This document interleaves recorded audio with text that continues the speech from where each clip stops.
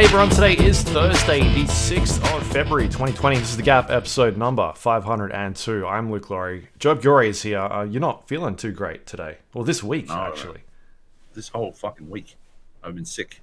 Right. This whole fucking week. And I'm actually going to go to a doctor today, which is pretty much a fucking last resort. Yeah.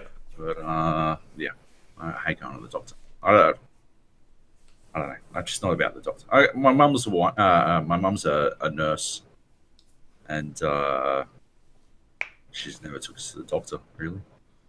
So, and I think I just associate it, with like, you have to be like fucking proper fucked. Really sick. Yeah, but this is just hasn't gone away for 4 days, and I kind of just need some sort of fucking answers at this point as to what the fuck is going on. So, I feel like the answers are on the shelf behind you, Joab. Oh, you think it's booze related? It's no, I mean like your answer. I could solve all my problems. Yeah. Yeah, maybe With some Japanese whiskey. Some scotch. That's only a portion as well. You're talking about stuff on the video feed that nobody fucking points. Anyway, Gotta plug it. of course. So anyway, with that in mind, we'll power through as much of this as we can until I fucking can't go anymore, and then I think Luke's just gonna have to wrap it up himself. But yeah. Yeah. So, how you doing, Luke? Yeah, I'm alright. It was the Super Bowl weekend over here. We had a bit of a get together. Had people come around, watch some football. Watch the 49ers lose. Football. Yeah. How was that experience? Was everyone coming around? Were they all Americans or like expat Aussies or what? One Australian and the rest were Americans. And were they San Franciscan? It was sort of like a mix of a couple people going for Kansas and the rest going for San Francisco. Right. But yeah, that last quarter was some stuff. I feel like... did you watch it at all? No, I just watched the highlights. Yeah. Or the lowlights. There was a point where San Francisco was basically in front by like 10 points and Kansas City scored. And I don't watch a lot of NFL, but it looked to me like that guy was out of bounds. Like his foot was on the line. And I brought it up and then they showed the replay and everyone was like, oh yeah, Luke's right. That's like out of bounds. And then they let it go through. And everyone was very confused. And I saw an interview with the guy that like did the touchdown. Because I think he got to that game. It might have been MVP. I didn't really pay too much attention. But anyway, he some people like brought it up to him and he was like basically like, yeah, that's like that shouldn't have been a try or a touchdown. Touchdown, yeah. Just like making a joke of it. Like, yeah, it's just strange. And that's like a momentum thing, right? Where all of a sudden that team is like back in it and then they get the ball back. Like, it's just weird. They can challenge the call on the field, can't they? The coaches can, or are they out of timeouts or... It went to a video ref or I guess a video ref. That's worse. That's so much worse. Oh my god. Yeah. If it was clearly out, unless on the line is in.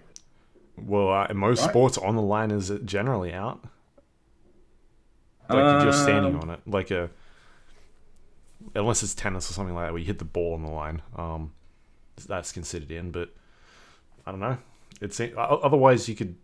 Anyway, I don't know enough about it, but everyone else seemed to agree with me, and even the guy that did it was like dancing around the issue of being like, "Yep, that didn't seem like I got that one." Anyway, so I did a bunch of that, and otherwise, yeah, pretty chill week. Playing a bunch of just random games that are going on, which we can talk about. But you watched a movie that I've been trying to get you to watch for a long time. Yes, Uncut Gems hit Netflix last week, and that movie is just fucking stress inducing. Maybe that's what's wrong with me. Maybe I got a fucking ulcer from watching Uncut Gems. Because dear God, Yeah. I like. I thought, yeah, fucking hell. I thought I was self-destructive. Jesus Christ. That dude makes just terrible decision after terrible decision with no regard for how it's going to impact his life, like fucking 40 minutes in the future. And it's like, why are you doing this? Why are you like this? And it is Adam Sandler's fucking amazing in it. Like, he should just stop doing comedies because he's awful in comedies. Like he wasn't good in Murder Mystery, which is the last Adam Sandler comedy I watched. Yeah. Watched all of because I've watched portions of Grown Ups and Grown Ups 2, and what was that fucking awful one? I watched The maybe cowboy one? I think maybe 7 minutes. Yeah, no, that wasn't. No, I didn't watch that at all. The Ridiculous Six, I couldn't even bring myself to. No, fucking like maybe 7 minutes of Jack and Jill.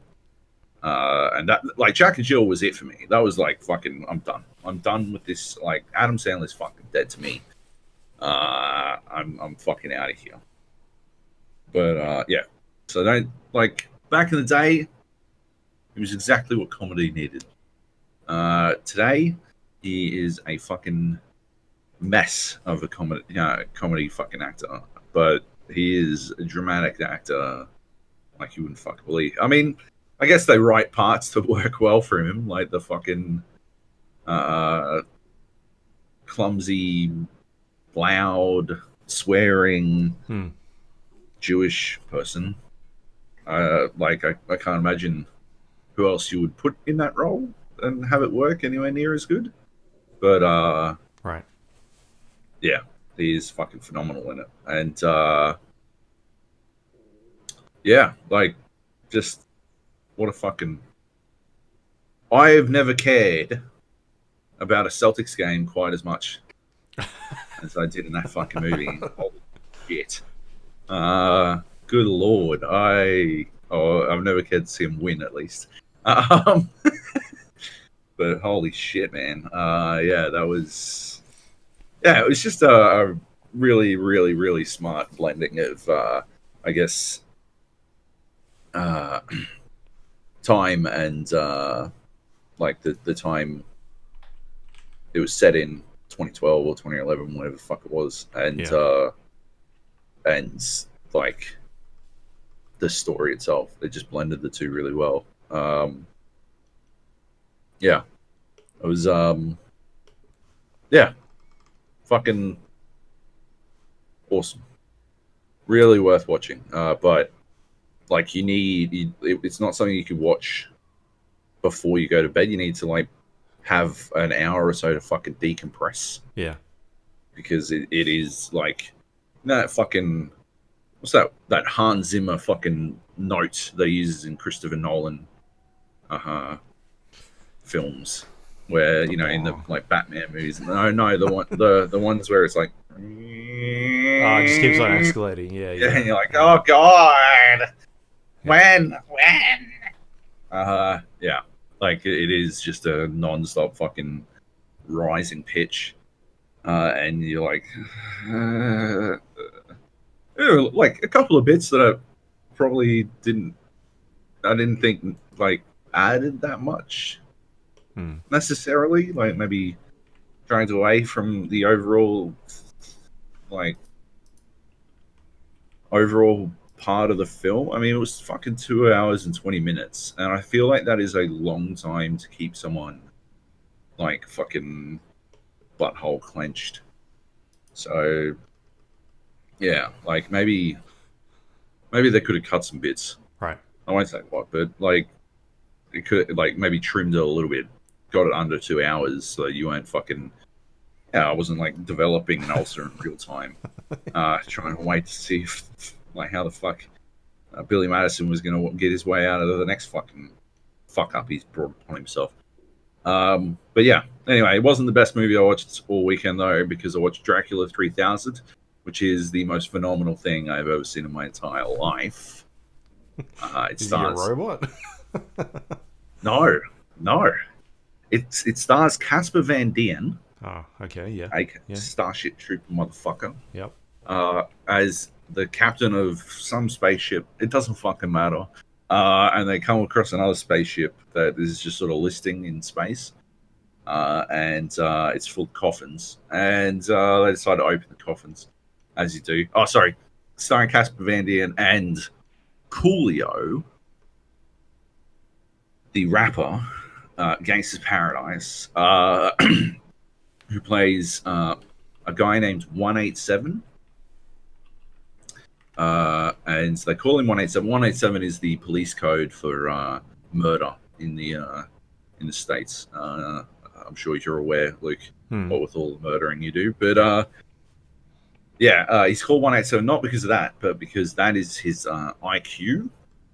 And so he's supposed to be a smart guy. But Is 187 smart?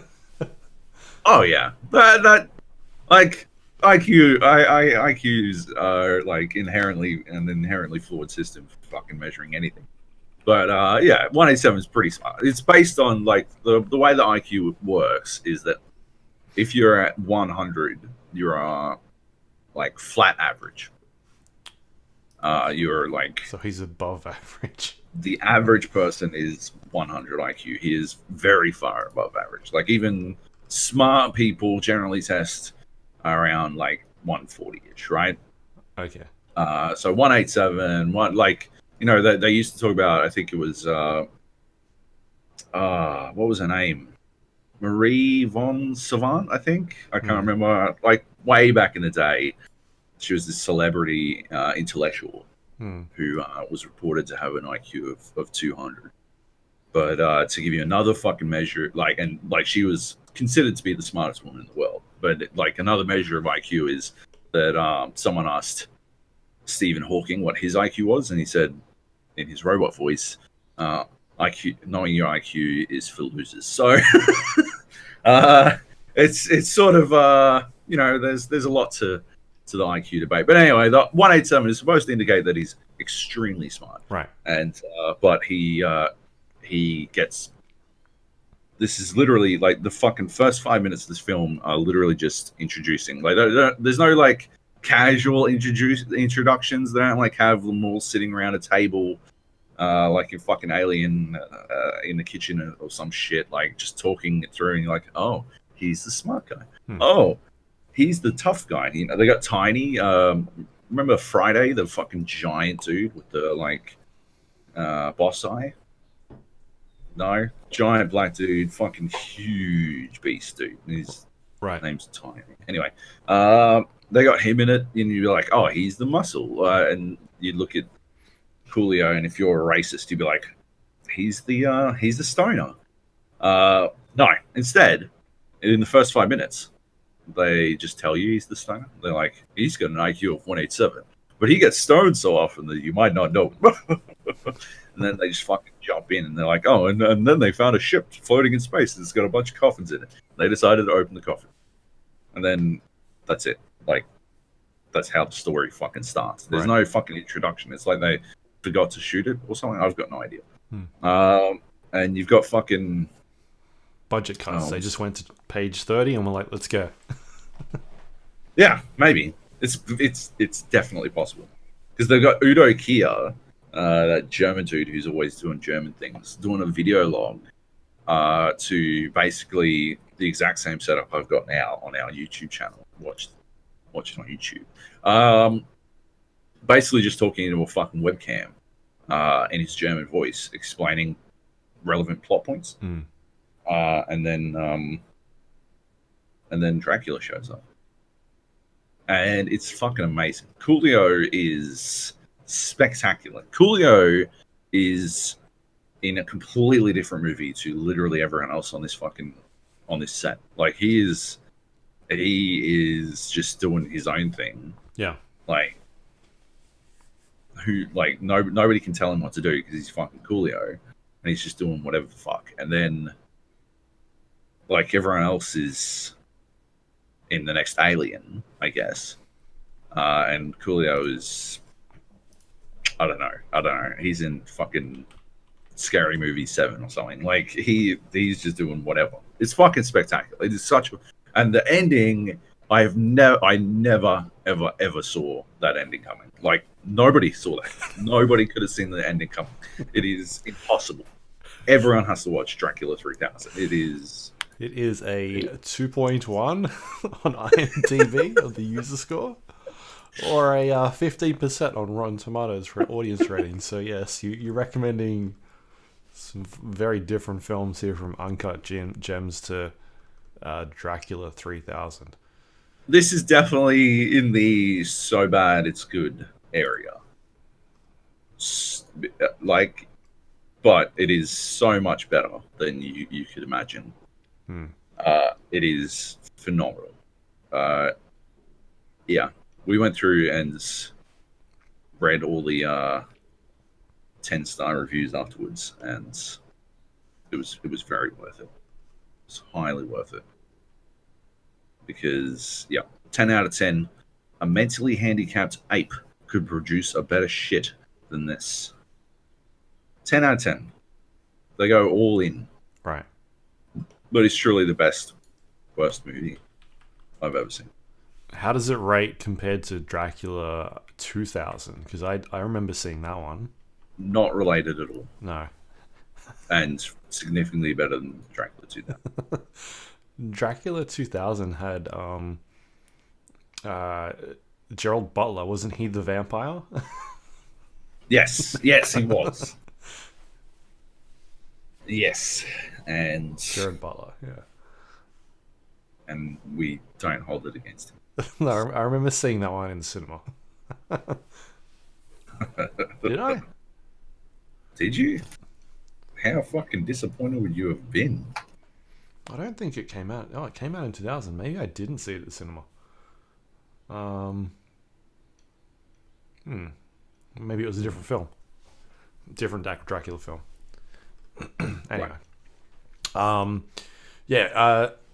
Adam Sandler just signed like a new deal with Netflix for 4 films.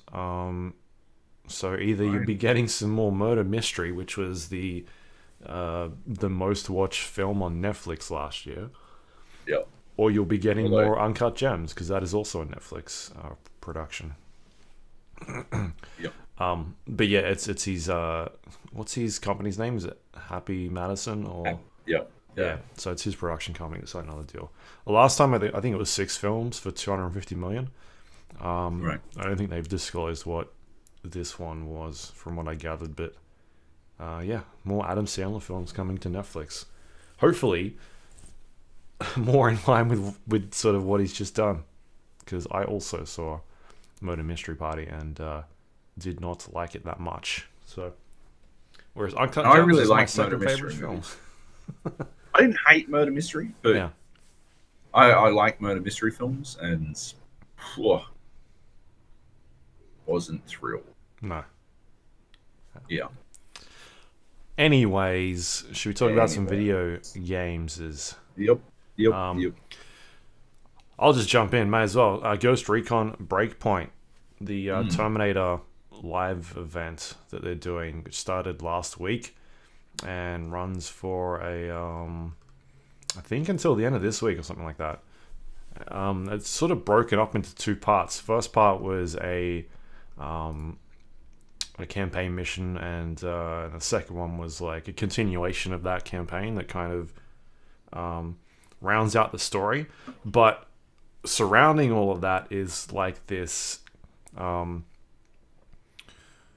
like a battle pass system they got going, like a, you earn points, and as you're accumulating points, you get unlocks to cosmetic rewards and things like that, because they've got dailies attached to them, so you can go in and do like Terminator daily missions, and each mission is kind of a little bit different as well, and so it's a bit more, it feels like a lot more fleshed out compared to what they did with the Predator DLC for Ghost Recon Wildlands, when that came out way back when. Yeah. And Game of the Year. I really like the idea of like having a set themed event, but then also just not making it like a sort of like a one and done type thing, and you kind of do it and that's it. Whereas this is like this weekly, 2 weekly long event that's got the main mission, but also these side things you can go and do and explore the world. So I think that is a really cool concept and I like a way of delivering the content. Unfortunately, the Terminator is a tough thing to kind of deal with because at the end of the day, it's this. I mean, it's a cyborg, right? That you can shoot at, and that's pretty much all it does. Like, at least when you look at something like the Predator, it had interesting interactions and they could do interesting things with sort of the narrative and the way that this thing could sort of hunt you down and interact with the player character.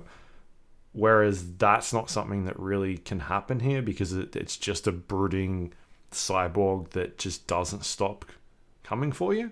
And just soaks up a bunch of damage. And so that's kind of where the problem lies with this content, is that there's not really much to it. And there are definitely some interesting ideas there that they go for. One of them being like the first time you kind of encounter this Terminator, you can't really do anything to it. It's just like this thing that just hunts you down and chases you, and that's a cool idea. Like this, and that's like the premise of the film, right? Is that it's this overwhelming force that kind of keeps coming for you and doesn't stop no matter what. And that's the kind of the introduction to the event that the game gives you. But at the end of the day, this is it's a shooter game, right? And you kind of want to fight these things. And so once you're given that opportunity, that's kind of when things start to break down a lot, and you start to see through like what they're trying to do. I don't know if that's necessarily the game's fault or just the nature of the content they've gone after by having it be the Terminator, because you kind of put yourself in this box. You're fighting T-800s, right? You're fighting a T-800 in the first just one. The first portion of the campaign. From what I understand, the second one features multiple, which I haven't played. But all T-800s, right? They're, as far as I'm aware, the T-800s, yeah. See, there's a problem. I think the problem with that is that, like, it doesn't really translate to video games very well, right? Like, the concept of the Terminator is that it's an unstoppable killing machine, and it could be almost anyone, right? I mean, it could look like a person, yeah. Yeah, it could be, any 6'4" bodybuilder. But like, like there's a problem there in that, like, once you've analyzed who it is, once you've worked out who it is that is the cyborg, right? There's nothing more for a video game to do with it, because to kill the Terminator, it was always a narrative device. It was always a narrative, like, that was always the singular goal. Like, if you think about it in terms of a video game, literally getting a single kill in Terminator 1 is the win objective. That's the goal. And so, like, that doesn't translate very well into a video game itself, because it just winds up sort of being like an enemy with a really long health bar. And I can't imagine that would be fun to deal with for a long time. At the same time, you need something for people to feel like they're actually achieving. Yeah. So, like, I don't know, like, as opposed to the T-1000, which, like, there are numerous ways. It's significantly more challenging, right? Because it isn't forced. It could be anyone, right? It's an unstoppable machine, and it could be anyone. And it literally could be anyone, right? And so you could have it in fucking cities and stuff melding in with other people. Right. And that would actually be pretty interesting from a video game perspective. You know, maybe you have to, I don't know, use the thermal fucking vision on your drone thing to work out which one it is, and then you gotta go hunt it down, and if like it'll change forms every 30 seconds or something, and like there's a bit of prop hunt in that game concept that actually lends itself quite well to a video game mission. Mm-hmm. And then you've also got multiple ways to sort of slow down a T1000 outside of, like, it's vulnerable to cold, but not like killable, not terminally vulnerable. Sure. So you can use cold to slow it down and then heat to finish it off. And you can like sort of slow it down by shooting off limbs and forcing it to like reconvene itself. But yeah, the T800 doesn't really lend itself to any of that, because essentially all it's going to happen is you're going to shoot off part of his face and there'll be a red eye and be like, oh. Yeah. It's a bullet sponge, right? And that's kind of the box they sort of trap themselves in by picking this fictional character as like the nemesis for the event. And because the sort of like the game surrounding Breakpoint is a shooter, like if you were to do something in the like in Terminator, but maybe like a Dead by Daylight, where your characters are pretty much unable to do anything against the thing chasing you, and it's a co-op game. Like the point of that game is to run around and complete objectives without damaging or hurting the thing chasing you. Like that works in that game, like, yeah, because that's what that game is about. Or even like a the thing you just talked about, where putting it in a world and having this thing come after you, and being anybody, like in a Watch Dogs or in a Grand Theft Auto type situation. Whereas this is a military shooter where pretty much everybody you're coming up against, you're trying to take out, except for sometimes you'll go to a facility and there's civilians around and whatnot. But at the end of the day, they're just like, most people with the weapons are the ones you're going after anyway. So there's not much of a challenge there. So I think the way they needed to have approached this was by going after that idea of this thing being a force coming after you consistently, while giving the player objectives to go and do. Beyond, you know what I mean? Like having this breadcrumbing them into like creating the scenario where they can kill the Terminator without being able to shoot it. Yeah. Right? Because kind of what happens is the first time you interact with this thing, the idea is, the premise is that there's a lady on the island. There's rumors that she's going around saying she's from the future, and there's robots that are hunting them down and whatnot, which fits interestingly with the premise of the game as well, because it's all about robots and drones and like that sort of theme. And so you basically go and rescue her, and then this Terminator shows up, and she's kind of like, your weapons don't do any damage. We need to get out of here. And then from there, you're tasked with getting out of the area and leaving. And you can see the Terminator on the map. Like there's an icon that shows you like where it is at that stage. But then as you get further and further away, it kind of just disappears, and it's like, oh, you've avoided it, type thing. And you can go on and do the next part of the mission. I think what they could have done, which would have been interesting, was have this Terminator maybe just chase you the entire time. Yeah.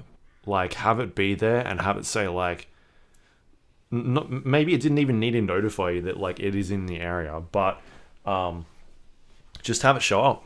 Just have it always chasing you, and always sort of be tracking you down. And then once you spot it, so there's in-game spotting system in the game where it marks players. Once you spot it, it's like, there it is. It's here again. Shit, I need to either get out of here or do something else, and have it be this like thing that is always hunting you down. I think that would have been an interesting idea, and I don't think that's how it works at the moment. Even though it's sort of alluded to that, because I went and did the next mission in the chain. And then that mission was basically like, she wants you to go find some experimental weapon parts and then put them together, and then that will make the weapon that does damage to the Terminator.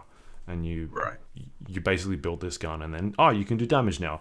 And it's And then the next chain in that step is go to this encampment, and you'll be able to fight it. And it's just basically a Terminator in camp.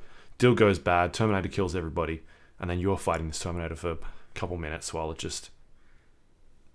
basically just it doesn't run at you, but it walks at you. It's got like a machine gun or something like that, and it takes a crap load of damage to take down. That's kind of where the problem with the design concept or the design of this mission comes from, is that it's a bullet sponge at the end of the day. I think they could have went in the direction of having this thing chase you down while you're doing other things, and then bring it to a point where you find, like, you're finding all these weapon parts, or you're trying to find all these weapon parts that are scattered throughout the world, but have this thing like constantly chasing you. And maybe you're like halfway through this mission, and you're like, well, maybe I need to bail, or I need to get through this quicker, or something like that, or I don't know, maybe they tried that and it wasn't fun, but I'm just like throwing ideas at how like I would have sort of approached it. What would have been interesting is if you had your idea, right? It's always on your tail. It doesn't matter how fucking close it is, right? You can never do any damage until you've got all the parts of the weapon. Yeah. But if you lure it into like a fucking smelting plant, you can kill it the fucking traditional way or some shit, right? Yeah. But you still gotta like, and have like that one, you gotta have that one shot kill, right? Because that's what fucking works in Breakpoint, is like ultimately, the headshot. Yeah. The headshot's supposed to be, instead of a headshot, right? You shoot a chain that drops a fucking molten, like a thing of molten metal on or something like that, and it's not even a little bit signposted, right? Like it'd be one of those things where you would have to be very familiar with the fucking franchise, and maybe not even like fucking just basically familiar with the fucking franchise, right? Familiar enough with the franchise to understand how to kill a fucking Terminator, and then you'd also have to like, I think you'd have to have some sort of manner to like signposts that you can shoot that shit down. Maybe like to enter the building in the first place, you'd have to shoot a chain to lower the fucking doors or something, open the doors or something.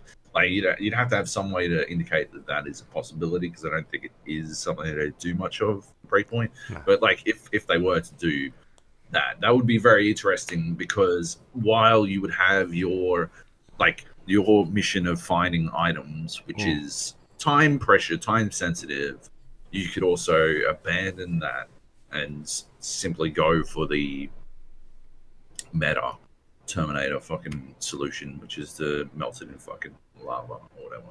Or, even better, like, steal a fucking helicopter and fucking crash it into it or something like that.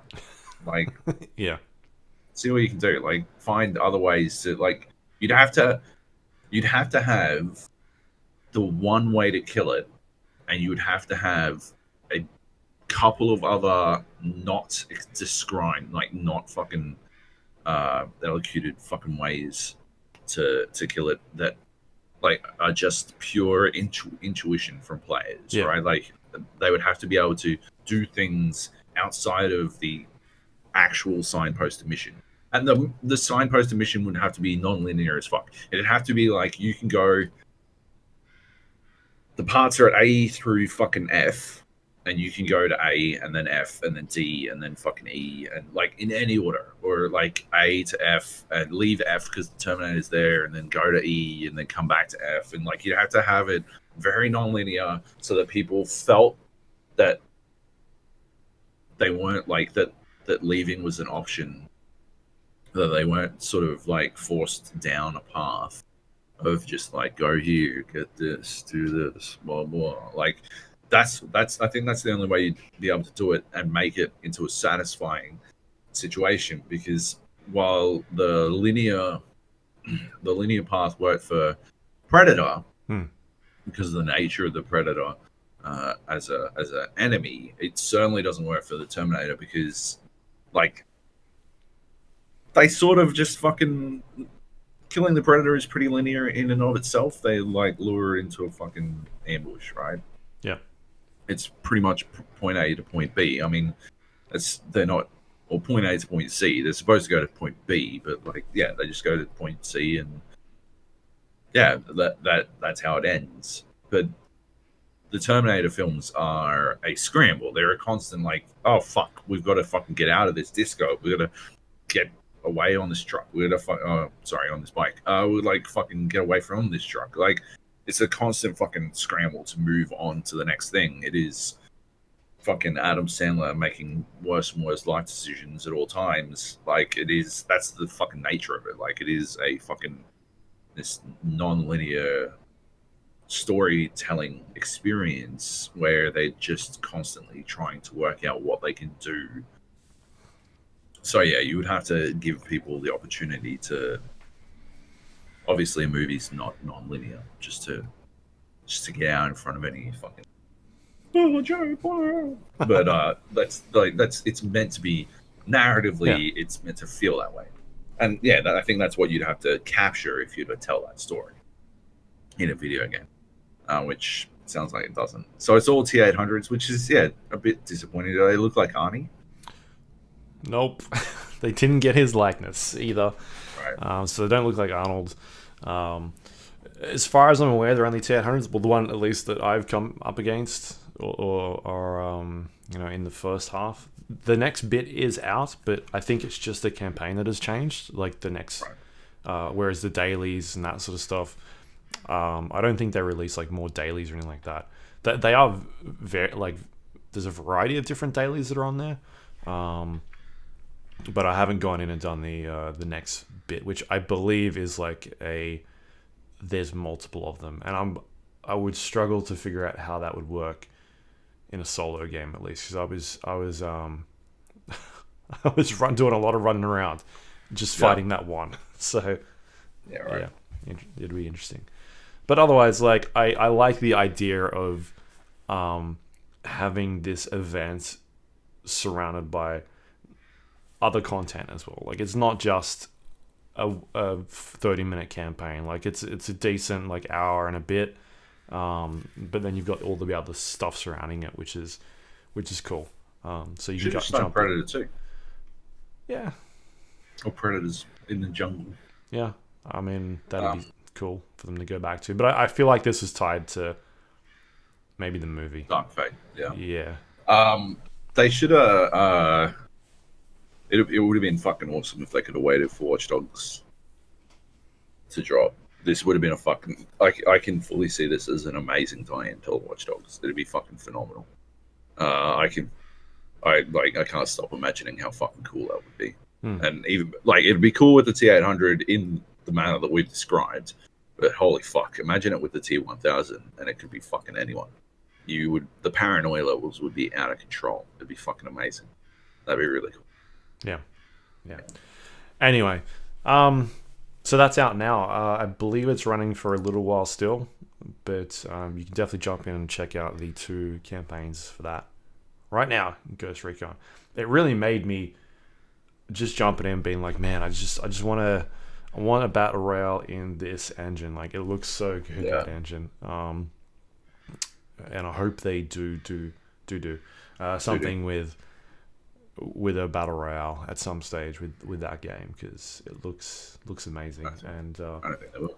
Just like the mechanics of it, like the stuff that's already built into like a Ghost Recon game with going prone and camo and the way the weapons work and that sort of stuff, like it fits really well.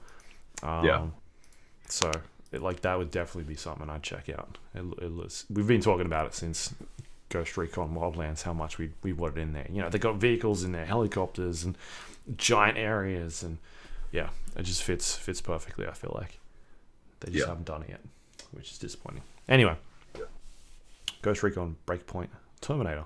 That is that. Cool. Other things on here. Let's talk about Magic: The Gathering Arena. This is an email we got last week. asking us to check it out, and I certainly did. I downloaded it while we were on the podcast. Genius. Yeah, you didn't. It's multitasking. You didn't play it? No. There's a bird going nuts outside right now. I can hear it. No, I was going to play it, and then I got a commission to play another game. And, right. I didn't want to fucking confuse myself with multiple systems, so I stayed away. Yeah. So yeah, I've talked about Magic: The Gathering before on the show, at least the video game that have been released, video games that have been released a while back. Yep. And then we've talked about Magic: The Gathering, the card game, a bunch when we were getting invited to events and whatnot. And somebody asked, how come we're not going to those events anymore? What's going on? There's an arena game that's out now. You can check that out. And so I downloaded it. It's free to play, and checked out a tiny bit of it. So what I can say is that it's if you've never been introduced to Magic: The Gathering, it's like a collectible card game where you build decks and you fight other players and you cast spells and creatures to try and eliminate your opponent. And it does a really good job of teaching you as a player like the basics of how Magic works, like putting your land cards down and then accumulating land cards to cast creatures and creatures on the battlefield, and then spells. Never picking up a land card. Yeah, picking up another land card, and then getting another land card, and getting a creature card, which you can't play yet because it's too high level. But then another land card, and another land card. Yeah. And watching as you die. Yeah. That's it, Magic. Yeah, that's Magic. But yeah, it does a great job of like introducing all these mechanics to you. And what I really like about the Magic: The Gathering video games is that they've always done a great job of teaching you like the really specific like traits and little like words such as things like haste or little effects that you can cast on a card and causes something to happen. Whereas when you're playing with the actual card game, it'll say something on there and you're like, I don't understand what that like keyword means, and you've got to grab like the manual out or like the latest season instructions and be like, all right, this is a new mechanic they've introduced, what does that mean? And then go through and read it and be like, oh, okay, so I need to do this specific thing when this happens. Whereas here it'd be like, this is a flying creature. Obviously flying has been around for a very long time, but for somebody that doesn't know what flying is, they would look at that card and be like, I don't really know what that means. Whereas you can hover over that text in the game and it'll be like, flying creature, not blockable by, your ground units can't attack it type stuff and that sort of thing. Yeah. Or like you'll hover over haste and it'll tell you about like summoning sickness. And so that sort of stuff is really cool because you can kind of just look at the card and it'll have a keyword there and you'll be like, I don't know what that is. And it'll tell you on the side of that, like... It's pretty much par for the course for card games these days, though. Yeah. Yeah. And so that's what I really like about these like computer versions of the games is it's really easy to understand the intricacies of mechanics that have been around for decades, or even not even that, even months when they introduce new mechanics in each season. And so that stuff is really helpful, especially on the fly when you kind of just not really sure what's going on. The card will pop up on the screen and that an opponent throws at you or places, and it's got like a wall of text. And rather than just being put on the ground, like it'll show up for a little bit and show you like, here's what they're playing. And, it gives you moments to actually read through like, oh, okay, like I've never seen this card before. What does it say? And then, you can go through and read it and get an idea of exactly what they're doing to you. So that stuff is really cool. It's definitely like I haven't had any issues learning all these cards that they're putting out or the different mechanics that are in the game, stuff that I've never heard of before. And just like different card variants that have that like I've never seen. So that stuff is really helpful for somebody that wants to learn more about the game and doesn't have an accessible way of going down to like a store and playing with somebody else and having them teach you, like having the game be able to teach you that stuff is super handy. So I really like that sort of stuff. The in terms of like the look of the game, I think it could do with some work. It's sort of, it's not like you're not like putting cards on a flat surface. It's more like an angled surface, and so you get this weird like skewed perspective on the cards, like a warping effect. When you're playing like a Hearthstone, the cards are flat on the ground, and you can see the artwork, and they look really nice. Whereas this is more angled, and so they just look funny. Can you change it with the scroll wheel or anything? I don't think so. I actually didn't try. So I found out you can do that in fucking Underlords the other day. I've never done that before. You can fucking look straight down on the fucking. Yeah, like I'd literally never done it before. But you can also look like it's a third person fucking game. Yeah, or some shit. I've got the skin in Underlords where it's the tree one, so not the the forest.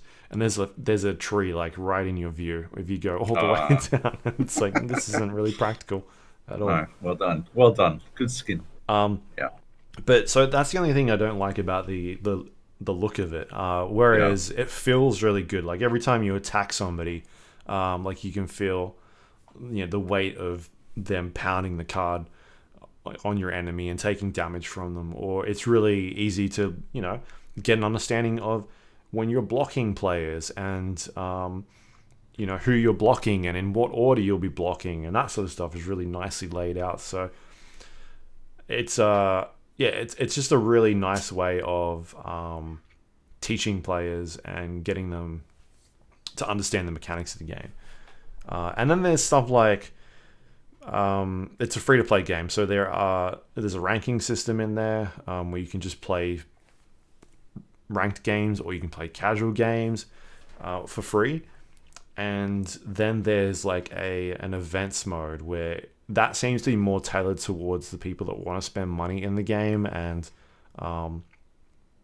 play professionally, I guess, maybe.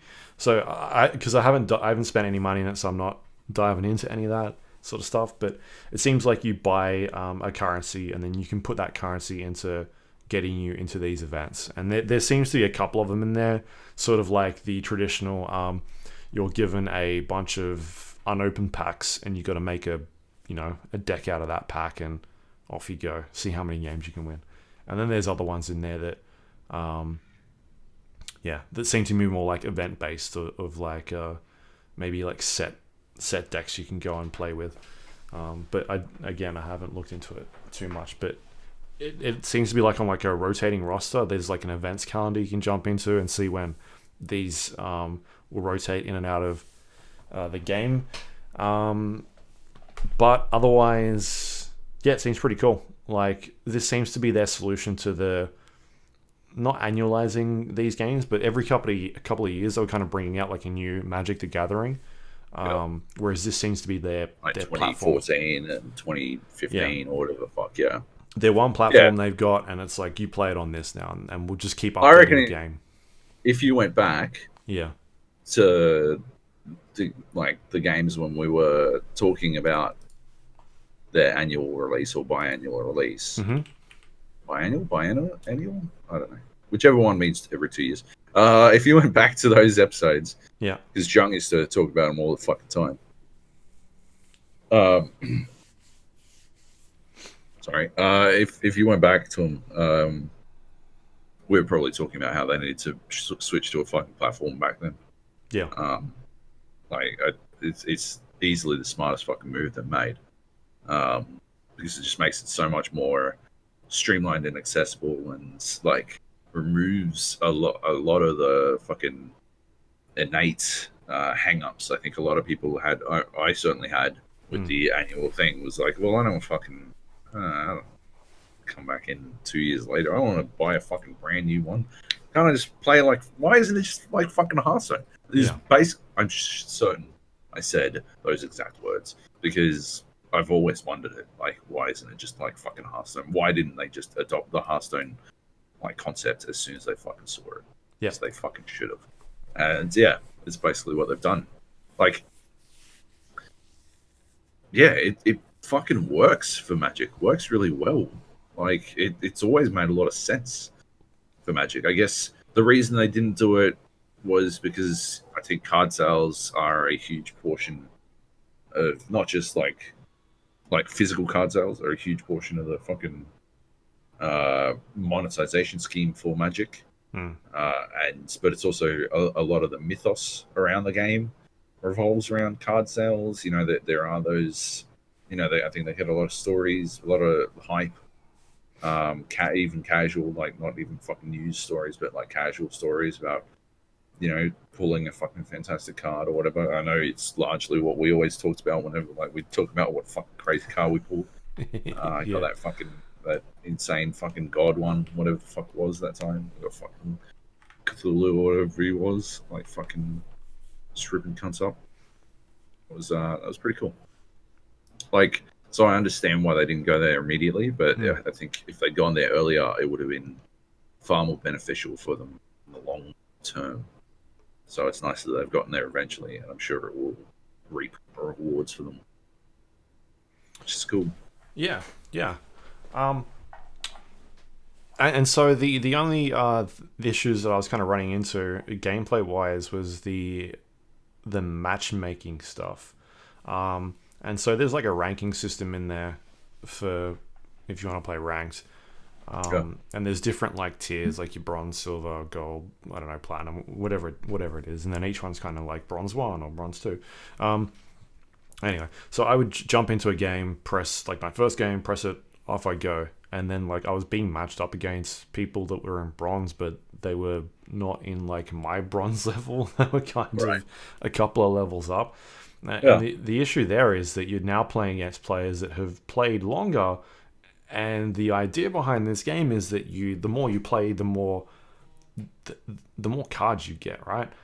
Because you're getting this a currency while you're playing, and then every time you want to go and buy a new pack to open, you spend that currency and you get cards, and then you make your decks more powerful and things like that. And so now I'm all of a sudden I'm a brand new player and I'm going up against people that are higher ranked than me, playing against cards that they've got that are better at that stage, and then so I'm all of a sudden like, winning 1 out of every 5 games because I'm just getting destroyed by these people that haven't played much, obviously, but they're getting like these ridiculous cards and like off the bat. So the matchmaking is a bit finicky, and it's not like it was taking long to find matches. It was within 10 seconds or something like that sort of stuff. So it wasn't really like the breadth of the player pool was not being like, I'm going to wait a little bit and see if someone else comes along. It's kind of like, oh, here's a bronze person. Let's chuck him in against this one here.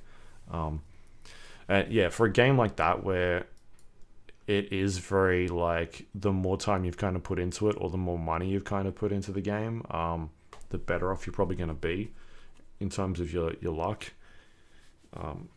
Is a bit of an issue. So I wish the matchmaking was a bit better. That seems like one of those things that will sort of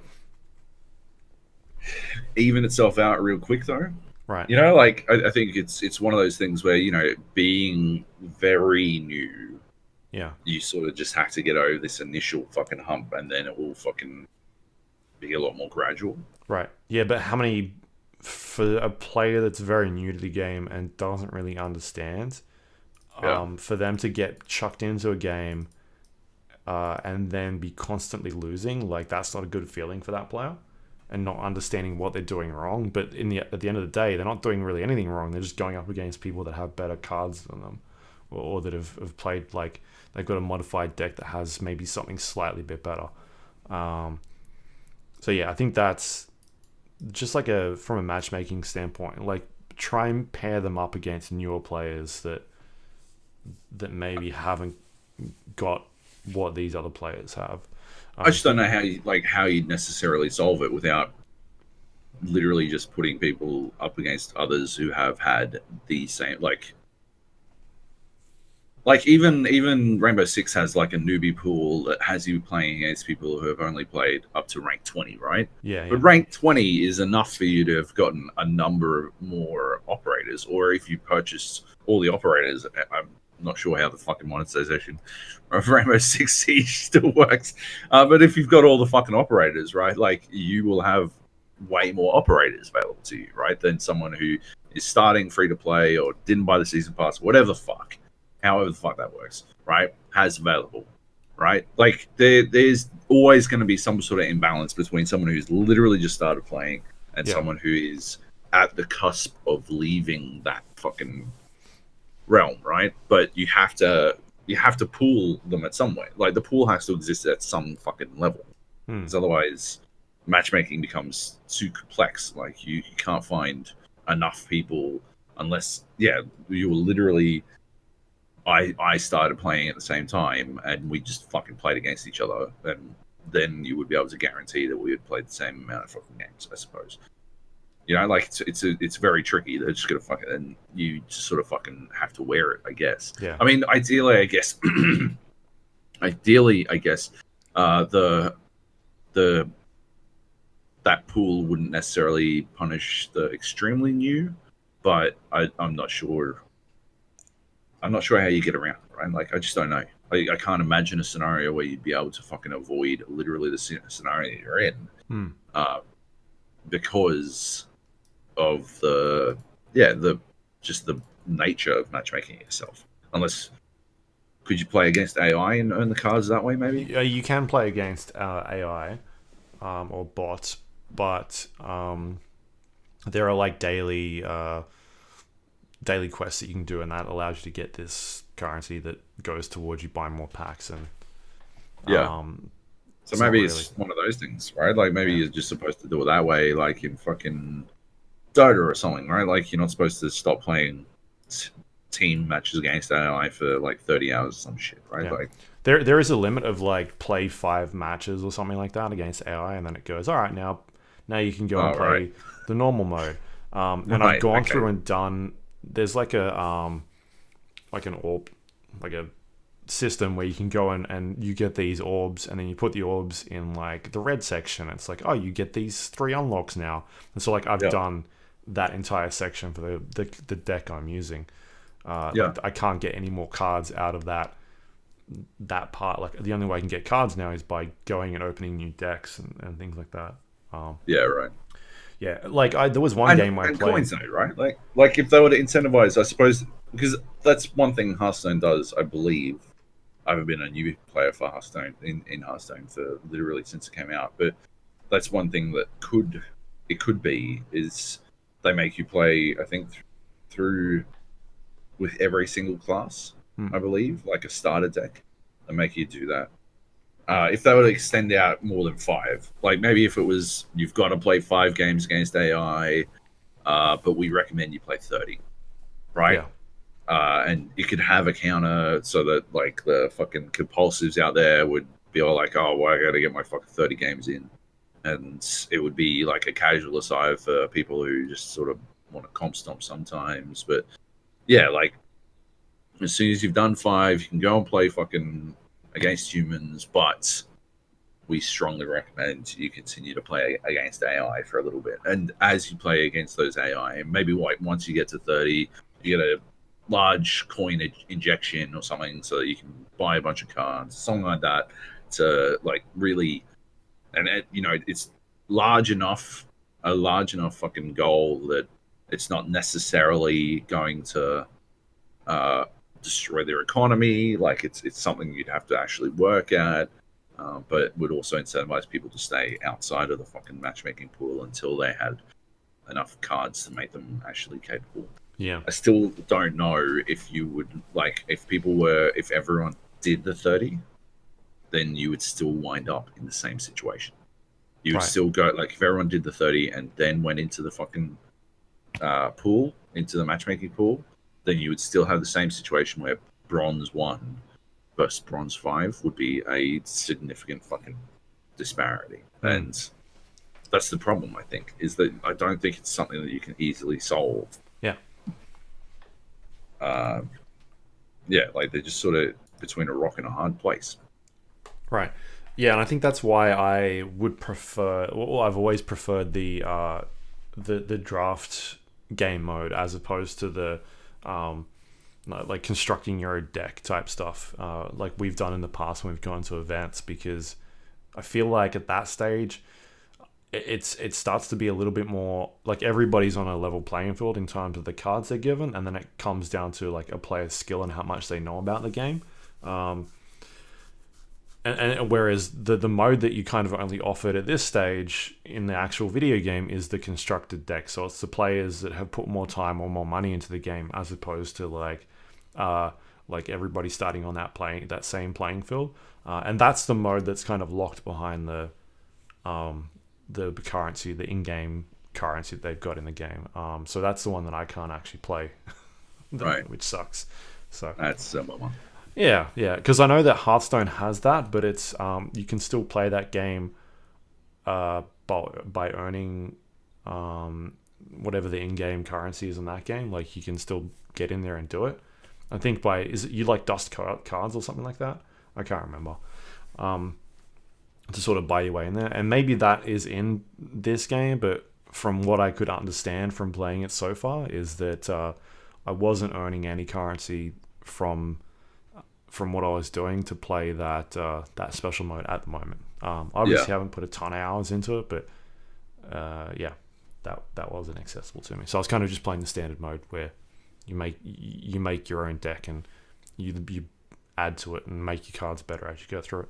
So anyway, I think it's a great starting point for people that want to learn about Magic, because it does a really good job of like teaching you all the really interesting aspects of the game, like even stuff that I didn't know about it. Like when we went to events, like nobody really kind of explained properly how blocking worked, but from what is in this game, there's like a positioning system in blocking, like who blocks first, who blocks second, and so on and so forth, and then how that affects how much damage each card takes. Like I never really was taught that stuff. From what I understood, it was kind of just we were doing it differently.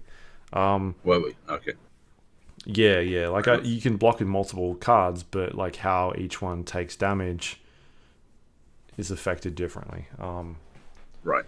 Like a sort of like a trample effect. But anyway, it's called Magic: The Gathering Online. You can play it on PC and Mac. Magic: The Gathering Arena.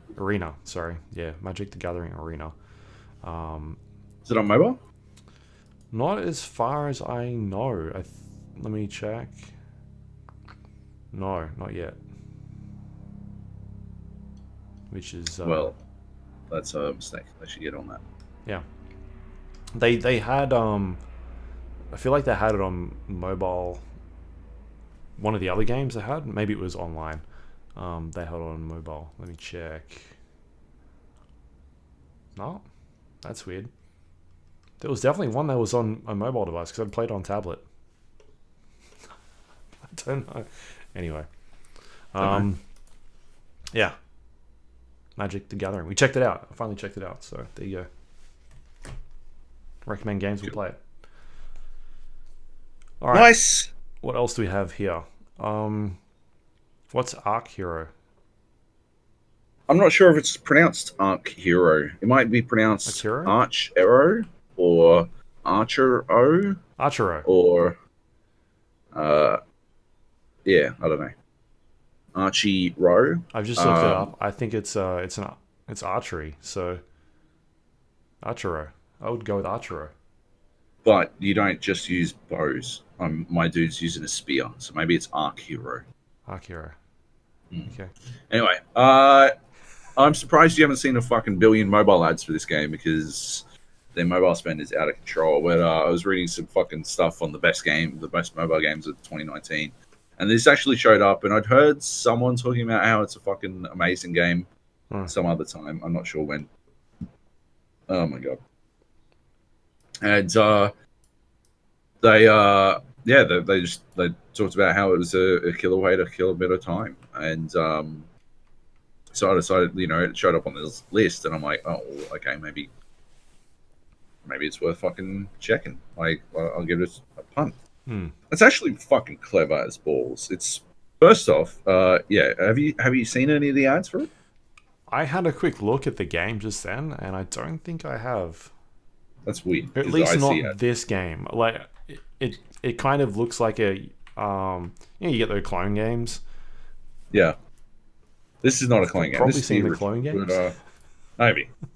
So this is like the ads to this those ones where they build a wall, and it sort of makes it look like a tower defense. That is a complete lie. First, like before I begin talking about the fucking game itself, I want to fucking walk through like why is it that 90% of fucking mobile games being advertised, they're literally zero resemblance to the ads.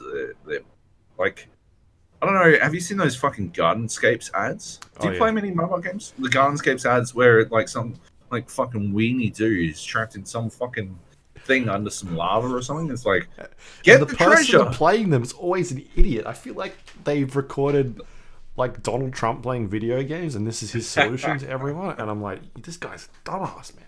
What a dipshit. That's not Gardenscapes at all. That's not how Gardenscapes plays even a little bit. Like Gardenscapes is a fucking like finder game. Like I don't understand why they advertise it like that. I don't understand why it's allowed. Like that's not the game.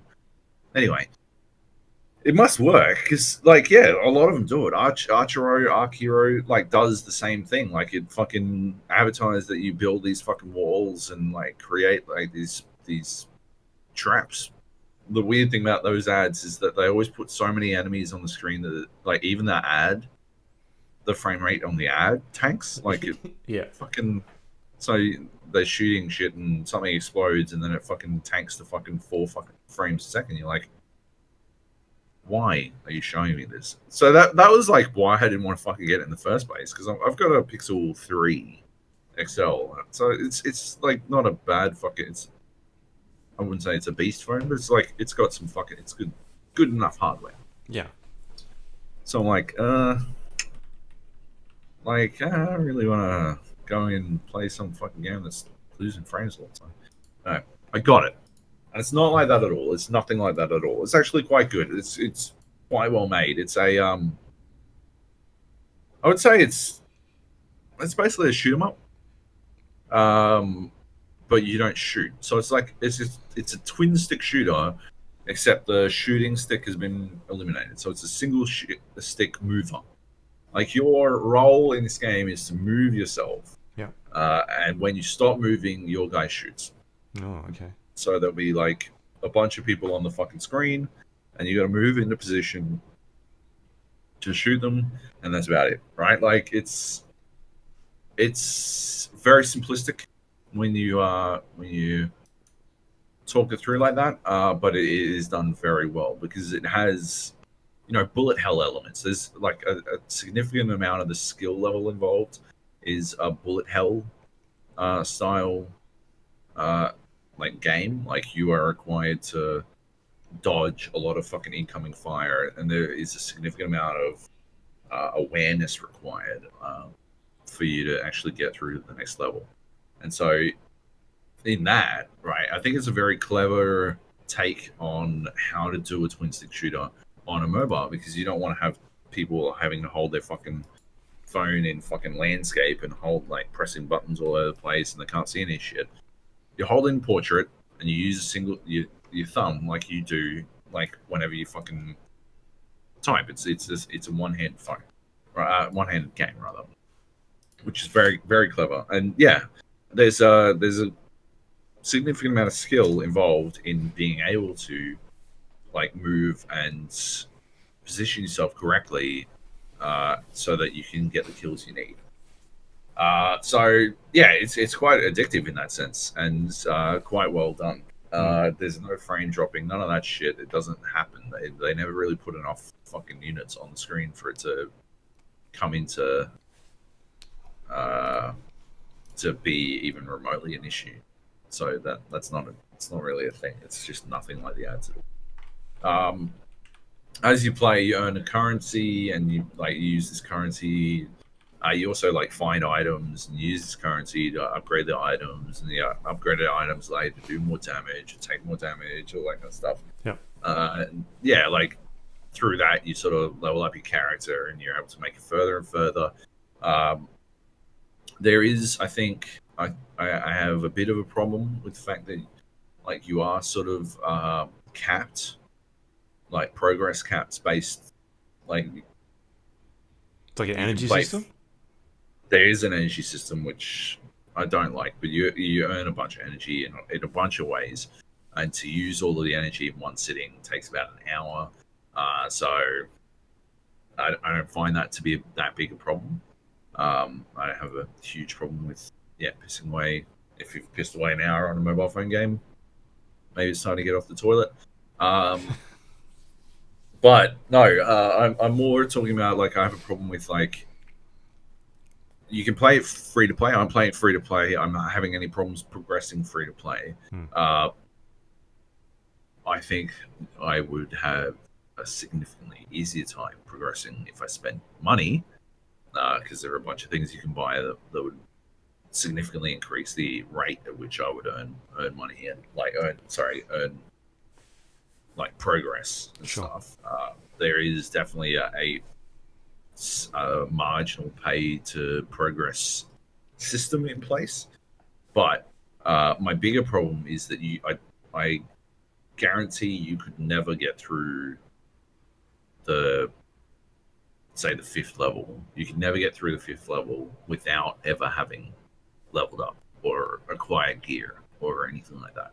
Right? Like you are there is definitely, it's not skill locked, right? Progress is definitely ultimately locked behind character progress, which I fundamentally just don't like.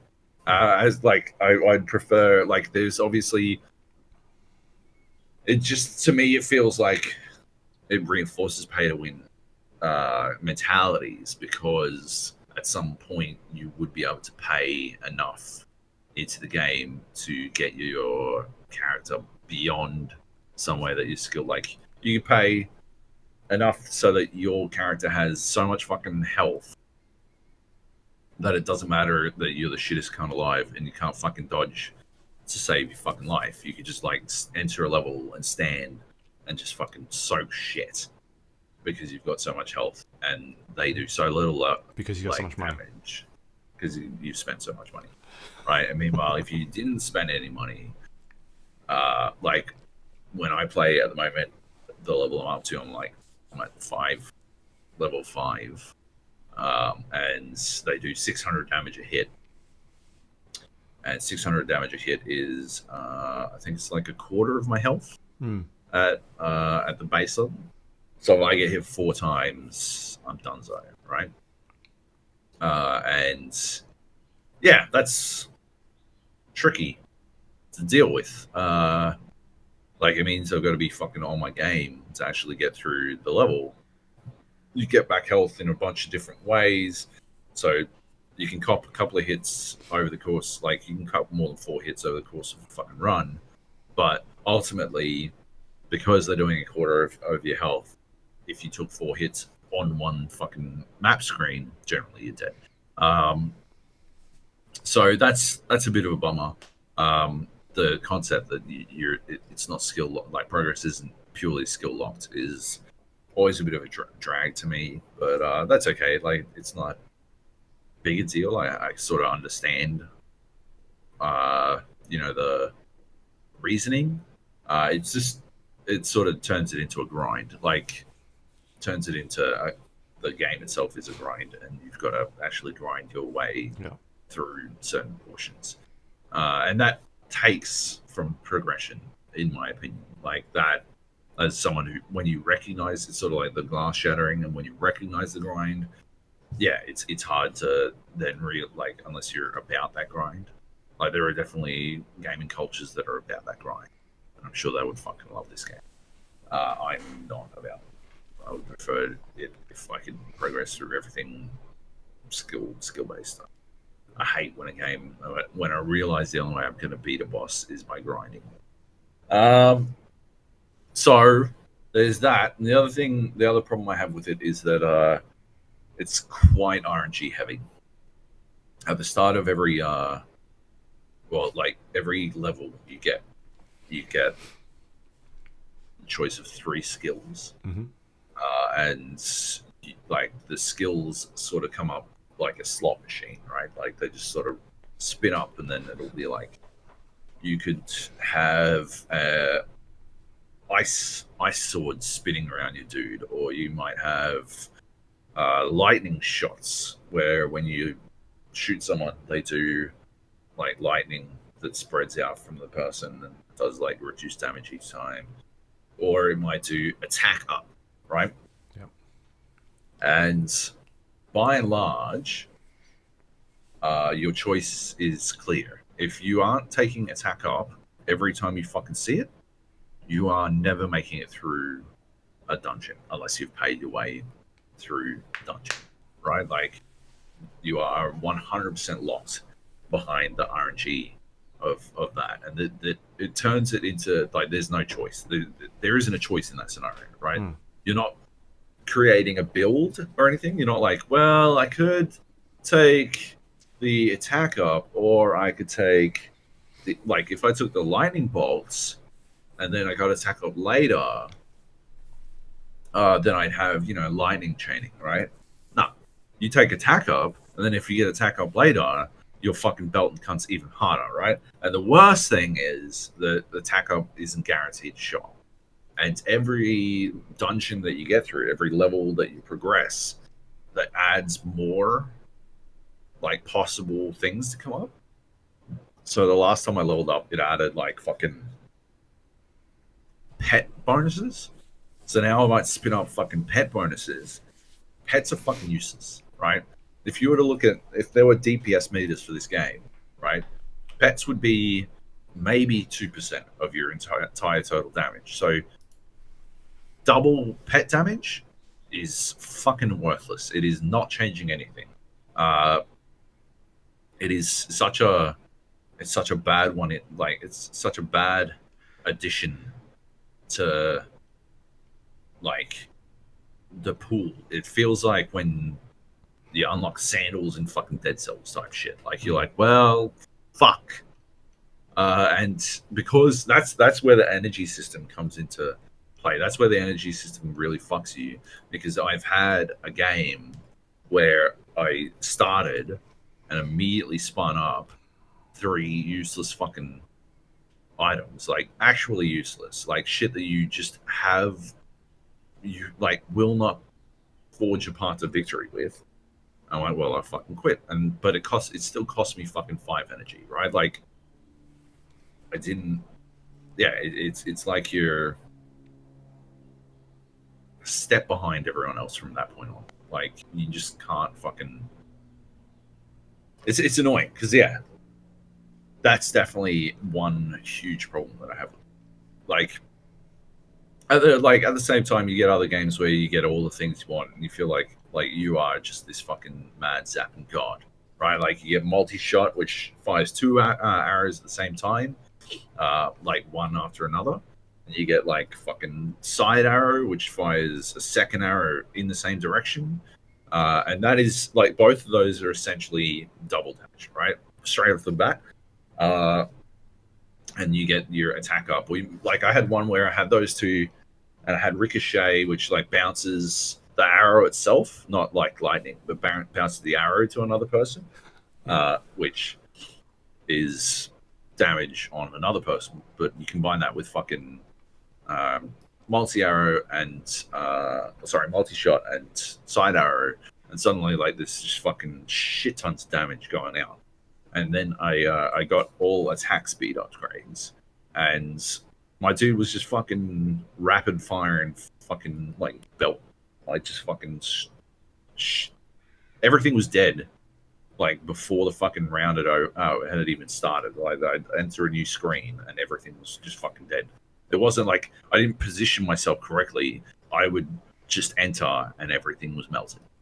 That's pretty cool, when RNG goes your way, but most of the time you are trying to forge a path where RNG has not gone your way, and it becomes easier and easier as like it feels like instead of learning how to be better at the game by learning the enemies and stuff, it feels more like you're learning when you have been dealt a no-win fucking hand. Like, that's what it feels like. It feels like you are learning that, yeah, you're not going to win this game. Like, that's not, I don't think that's a good learning experience for a video game. And instead, you power through to see how far you can get to grind more, because it's a grind game, which is, yeah, annoying. A little bit annoying. I continue to play it because, I don't know, I need a fucking good mobile game, really. And Underlords takes too long, so. Yeah. Yeah. Right. Oh, well, I've downloaded it, so I'll check it out. Cool. While we were Nice. playing, while we were talking, I downloaded it. Yeah, I've definitely seen ads for games similar, like the rip-off games, but I've not seen, I don't think I've seen that one. So. Yeah, that's crazy. I've seen so many fucking I've seen ads. Gardenscapes like all the time. Oh my lord, yeah. I'm sick of that game because like it makes me angry every time. I'm like, just let me fucking do it. I'll save the dude. That's what I'll get the gold. Oh no, you just melted the gold, you idiot. Oh, you fucking clown. Now there's a dog eating you. Yeah. Dumb shit. Yeah. All right. What else do we have here? Warcraft 3 Reforged. I played a little bit more of this. Okay. I jumped into the humans campaign. So last week I talked about the prologue, made my way all the way through the prologue. This week, trying the main game. Yeah, still digging it. Like it's very reminiscent of the time I had with Warcraft 3 back in the day. Again, it's sort of reinforcing my thoughts from last week, which was that it's kind of in a weird spot, and maybe we can touch on this a little bit more. But like the idea of how far you kind of go with a remaster, which is sort of what this game feels like. It's a like a HD upgrade with some visual overhauls, as opposed to what some companies are doing with sort of setting their standards, which we talked about last week, like your Age of Empires and your Capcom, what they're doing, like the Resident Evil series and Final Fantasy, where they've gone and done a remake, like it's a reimagining of that game, and they brought the game mechanics up to date and really going in and remaking that game. Whereas this is just like a slapping a new coat of paint on there, and then everything else is sort of how you remember it being. And they've got a lot of flack over the last week or so since this game has come out. Yeah. It's currently the lowest rated game on Metacritic for user scores, I think it's 0.5 at the moment. There was a game which was 0.4, and the users artificially inflated that game so it overtook World of Warcraft. At the end of the day, it's user scores. I don't really care. It's like not a way to measure games, in my opinion. And I do not believe that game is a 0.5 anyway. But like, I can understand where some people are coming from. Like I said last week, I think the game is overpriced. It shouldn't be in the full price category, not in the not in relation to sort of the changes that have been made. I feel like should be a $15-$20 game with a fresh coat of paint on there. And that's pretty much all they've done. Like I was talking about last week, the pathing systems and things like that feel very outdated and frustrating. And I think that's kind of where their mistake was when they first announced this game. And then you get in this weird discussion of how early can you announce games and talk about them. There's an interesting discussion about that of games are very secretive, and developers like to keep things close to their chest until they're ready to talk about it.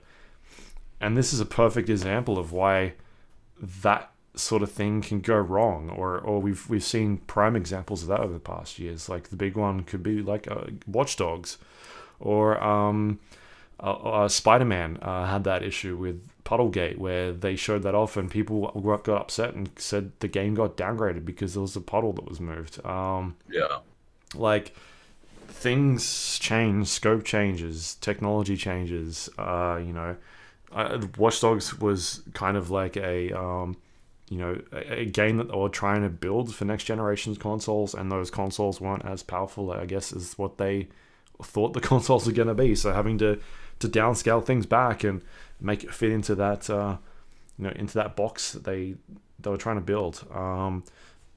So it's kind of a tricky discussion around that. But in terms of this, like they came out when they first announced it and talked about how they wanted to redo a bunch of the cutscenes and they showed off like updated UIs and things like that. But then kind of as that progressed through development, they took a step back and said that like we wanted to be more faithful towards the game and like put the original game out with just some updated textures and whatnot. And so you get in this weird spot where they've sort of promised one thing and then gone back on it. So I think that's where they've really caught people, or caught themselves off guard at least, by not really relaying that message properly. So yeah, I don't agree with the negativity of that it's a 0.5 game. But I can understand where people are coming from by saying that like they were promised one thing and then got delivered something completely or something different than what it was supposed to be. And like you could go onto their website, the game's website, and still see that stuff listed there as like this is what the game was going to be, or even the trailer that was up there, like showing stuff that was in that originally released content but is not in the final product of the game. And so Blizzard's been pretty open about refunds at this stage. I think they're not asking any questions at this point. They're just accepting refunds. Yeah, just taking them. Yeah, which is the right thing for them to do. Yeah, so I feel like if this I think it comes down to price. I think my point, like it's just too expensive at this point. It shouldn't have been a $40, $50 game. It should have been much lower. But if you're after that Warcraft 3 experience, then yeah, it's all there. It's like it still plays pretty well. So it's been a interesting week to watch sort of all that unfold, and people get extremely upset, like over the top upset. Yeah, it's hard.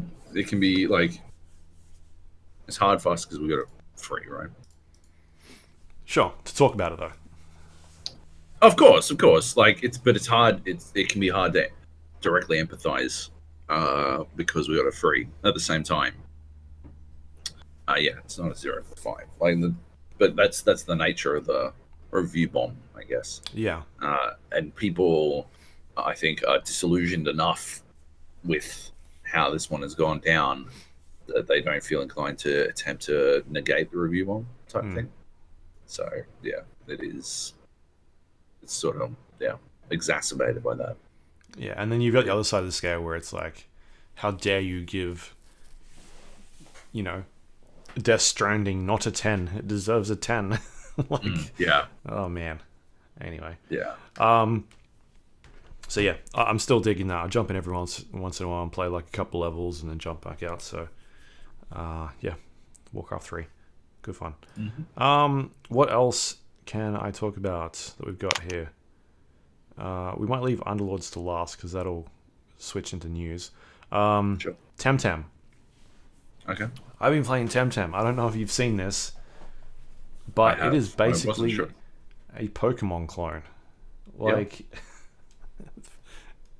It's Pokemon with a different name. But it's kind of like the Pokemon that people have been asking for a long time. Really? I've played a bunch of those, the Pokemon games that Nintendo have released. I've never liked the idea of what they do by splitting them into two games and then you can only get certain Pokemon in this game, and if you want all of them, you either got to buy both of them or find people to trade with. I never liked that idea. I always thought it was just greedy. Yeah. And they still do it to this day, and then boast about how many sales they've got, which they did recently. And I don't know. I just never I don't feel like they ever did anything interesting with that game in that series. Like they never really found a way to evolve it at all. For a game that is all about evolving Pokemon. Like the last time that I saw it, they talked about how now you'll be able to see the Pokemon out in the world as opposed to like it just randomly running around in grass and all of a sudden it'll just pop up. Like that was their big feature they were talking about.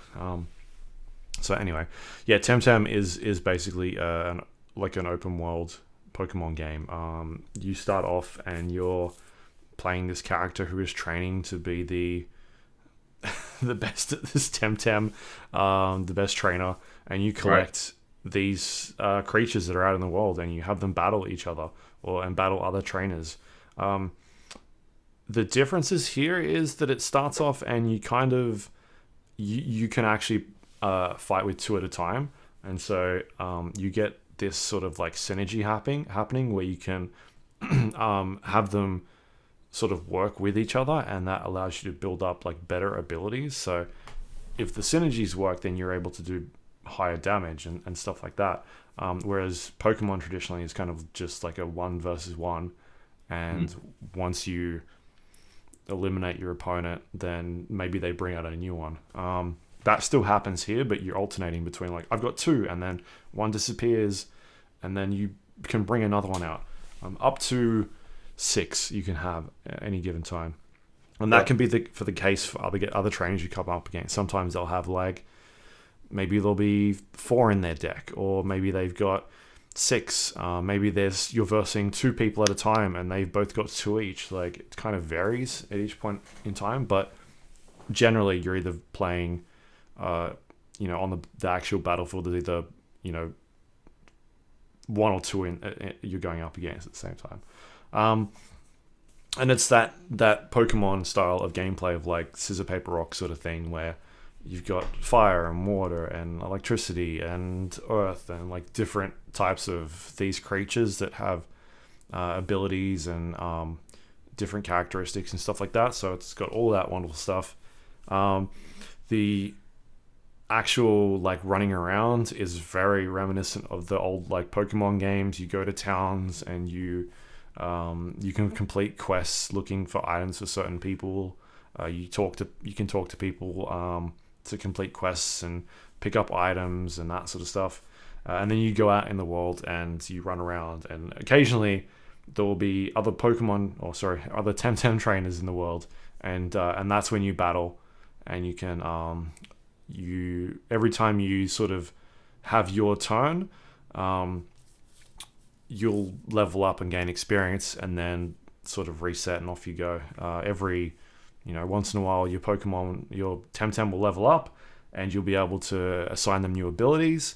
There's an array of different abilities for each one. They're not like a permanent sort of, if you choose that one, you got to stick with it. You can actually go back into the menu and then like replace them. So there's always like a list that you can choose from. So if you maybe make a mistake or something like that, get something and then you're like, this actually isn't working for me, you can go in there and replace it, which is pretty handy. And there's also like evolutions as well. So once a Temtem reaches a certain point in its leveling up, then it will go to its next stage and evolve. So very Pokemon-like in that sense.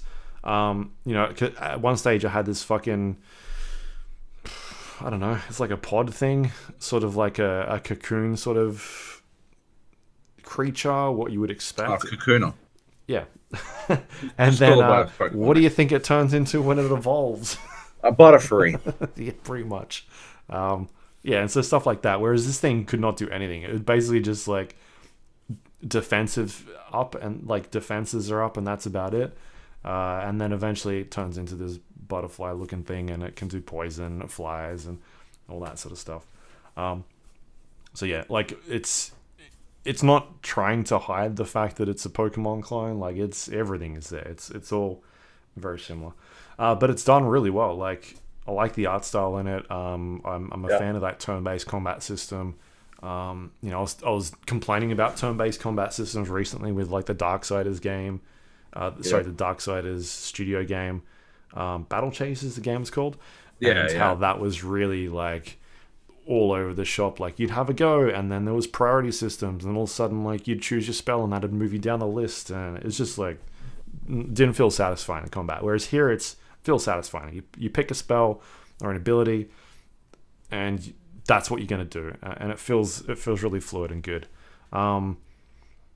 Yeah, I just really dig the combat system. It's a lot of fun. I like switching out these Temtems and then going and leveling them up and then catching other ones. It's very similar to Pokemon. You kind of get their health down and then you throw out a card and it can catch them. It tries to catch them. I've only failed like one attempt, I think, so far. But for the most part, it doesn't seem to be too hard at this stage to go out and get these things. It's very much still like a work in progress. It's early access at this stage. And you can sort of run around, and there are parts of the game where it's like you can't enter this building because it's in early access still, and it's pretty open about telling you which stuff you can get into and which stuff you can't. But like the foundation of the game of where it is at the moment, I think is really cool. Like I feel like it might be a bit of a big deal once it comes out. I think it's going to be really popular because it's kind of like what people have wanted from a Pokemon game. So yeah, it's hard to say where it'll end up once it's finished, but I think what they've got at the moment is really fun and satisfying. So I'm definitely keen to check out how this game sort of progresses through their development. But it's a lot of fun if you're into Pokemon games, so definitely check that one out. I think it's just on PC at the moment. Yeah. Is it coming to Switch? Yeah, maybe. Probably not. We'll see. Yeah, but you can check that out. Temtem, it's called. Good stuff. Nice. Okay, cool. Love it. Should I get it or should I wait? You should wait. You should wait. It's pretty bare bones at the moment. It's sort of just like a battler at this stage, with a sort of quest system you can go around to. But I think once it's everything else is put in there, it'd be pretty cool. Like, it'll feel like a Pokemon game at that stage. I feel like so. Yeah, I would wait. Cool. Underlords. Underlords. Oh no, hang on. Might and Magic Chess Royale. I almost forgot. Ah, okay. I've heard about this game. Oh my goodness. I cannot believe this game exists. But better still, I cannot believe it is. What is it? It's currently sitting at something fucking insane on Metacritic. Because it's technically a released game. They just fucking, fuck it. We'll just come out with it. Like, why not? Who needs it? Who needs to fucking wait until we've worked out how a game, actually functions? It's 65. 65. It should be a fucking 2. Like, it is, honest to God. It should be like 0.5. Like, seriously, I'm blown away. I am blown away at how bad this fucking game is. First things first. Like, straight off the bat, right? It's trying to be both auto chess and battle royale at the same time, and it has fundamentally misunderstood the fucking concepts of both. Someone gave this a fucking 78. The Games Machine. Might and Magic Chess Royale is a decent representative of auto chess games, taking most mechanics from existing competitors. The hybridization with battle royale genre is only taken so far, which is a true pity. Staggering. I read PC Gamers, and they gave it a 7. It is, on Metacritic, an effective introduction to an often confusing genre is the fucking highest thing I've ever read in my fucking life. This is the most confusing fucking... I have played literally every fucking auto chess. Literally all of them. Like, I would consider myself, as far as games writers go, as far as games reviewers go, I would consider myself a fucking expert on the genre, if not necessarily an expert on any particular fucking auto chess game. I'm good enough at a bunch of them. I'm quite bad at a few others. But yeah, I would consider myself at least across the fucking concept. Might and Magic Chess Royale is the fucking most confusing version of auto chess I've ever fucking played, and there is no fucking question about it. First things first, it's not an auto chess, right? They use the knockout system, knockout system of fucking like Underlords, Yep. which is not. It has as much to do with fucking auto chess as fucking I don't know, fucking Siphon Filter did to have had with fucking first person shooters, right? Like certainly a shooter, but not in first person, so fundamentally not a first person shooter, right? That's not Knockout's not a fucking auto chess, okay? It doesn't do the things you need to do to be an auto chess. It doesn't have economy management. It doesn't have fucking the fucking positioning barely matters. Like all these things, like just fucking piss away the auto chess. Like blah blah blah. Knockout Lords of the White Spire are gonna be all like, oh, positioning totally fucking matters. Our economy matters. Fuck off with that shit, right? Like for the general game, right? Knockout is like bing, bing, bing, bing. You got fucking 15 seconds to try to cycle through shit as fast as you fucking can to try to find fucking garbage shit that can somehow make you last through the next fucking round, right? That's the basic concept of Knockout is that you have fuck all opportunity. Like regular auto chess, your health is a resource for you to manage, and it is something that you can fucking spend, right? You can choose, right? It used to be much more like this in Underlords, at least, but in other games, it's certainly a possibility. But you can choose to spend health as a resource to gain in other areas, right? It is something you can trade away, right? And that is part of the strategy of an auto chess game, right? Now, once you reach the point where you understand that on a fundamental level, you are absolutely like you're in the fucking upper half, maybe the upper quarter, the top quarter of fucking players. Because everyone who doesn't understand that, right, who looks at their fucking health going down and is like, oh, I'm gonna fucking lose, right? Once you play a game where you lose constantly, I had this in Underlords the other day where I just ate shit. I ate shit until literally until round 15. It wasn't on purpose. I didn't want to be eating shit, right? Like I would prefer it. My personal preference is I win every fucking round, right? But I didn't give up, right? I'm like, okay, that's not how auto chess works. That's not how auto chess works, right? You are not out until you're fucking out, right? And yeah, I was down to fucking, I think it was like 18 health, and then I didn't lose enough fucking game after that, right? That is pure auto chess, right? I happen to, I managed my fucking other economy quite well, my gold economy quite well. I managed my board very well, and obviously I managed my reserves. Yeah, good enough. Good enough to get the win. Anyway, there are a few things I could have done better, but yeah. Functionally, all that really happened was I got a fucking what's the thing that increases attack speed? Gloves? No, the big one. Midas? Midas? No. What is it? What color is it? Like purple, or like it's a purple level. Moonshard? It's like Moonshard. I got a Moonshard. Yeah. I put a Moonshard on a level 3 Terrorblade, and then I was pretty much able to just walk away from my computer after that. It was right. Disgusting. Anyway, back to Might and Magic, right? Knockout doesn't work that way, right? You cannot spend Knockout. You cannot spend lives to fucking win and Knockout, right? You do not have the opportunity because you only have 4 of them in Underlords, and in fucking Might and Magic you've got 3. You got 3 fucking opportunities to lose, and then you are donezo, like all the way out. every single time you play a different person, you cannot look at their fucking board beforehand.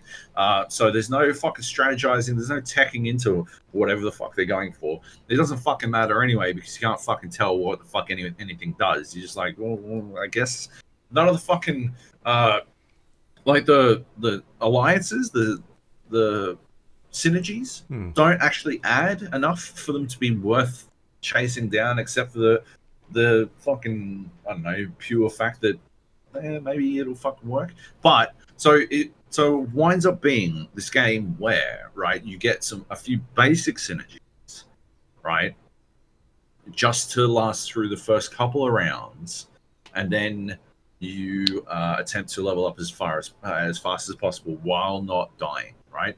Right, in Underlords, you attempt to level up as fast at the moment. You attempt to level up as fast as possible, and you don't care if you die. But in this, you attempt to level up as fast as possible because you can still buy levels. Unlike Knockout and Underlords, you can buy levels in Might and Magic, and that is the strategy for powering up as much as possible. 3 stars, like they've done no fucking balancing, right? Like other games get fucking round after round of fucking balancing. They change everything on a week-to-week basis. I fucking start off with fucking, I pick NO, and then fucking suddenly you can only pick up cunts 2 fucking squares away from him, and I'm like, what the fuck happened? Turns out there was a hot fix that I didn't fucking tell anyone of that. Like, it changes constantly. They're constantly balancing this shit. It's the same as same in fucking Teamfight Tactics. It's the same in actual auto chess, or in Dota 2 auto chess. Like, these fucking games are non-stop balancing. It is a, like, terrifying balancing act that none of them feel they have ever perfected, and they are all constantly attempting to fucking chase and catch up on. It is fucking insane. Might Magic, I don't know if anyone fucking played it before they released it. They just fucking released it. They just like fucking get it out in the world. I don't fucking care. Like, just fucking release this shit. It's fucking insane. They just fucking dumped it out there. So yeah, you either level up as fast as possible. If you are winning, if you're not losing immediately, then you level up as fast as possible so you can get your 3 gold stuff, right?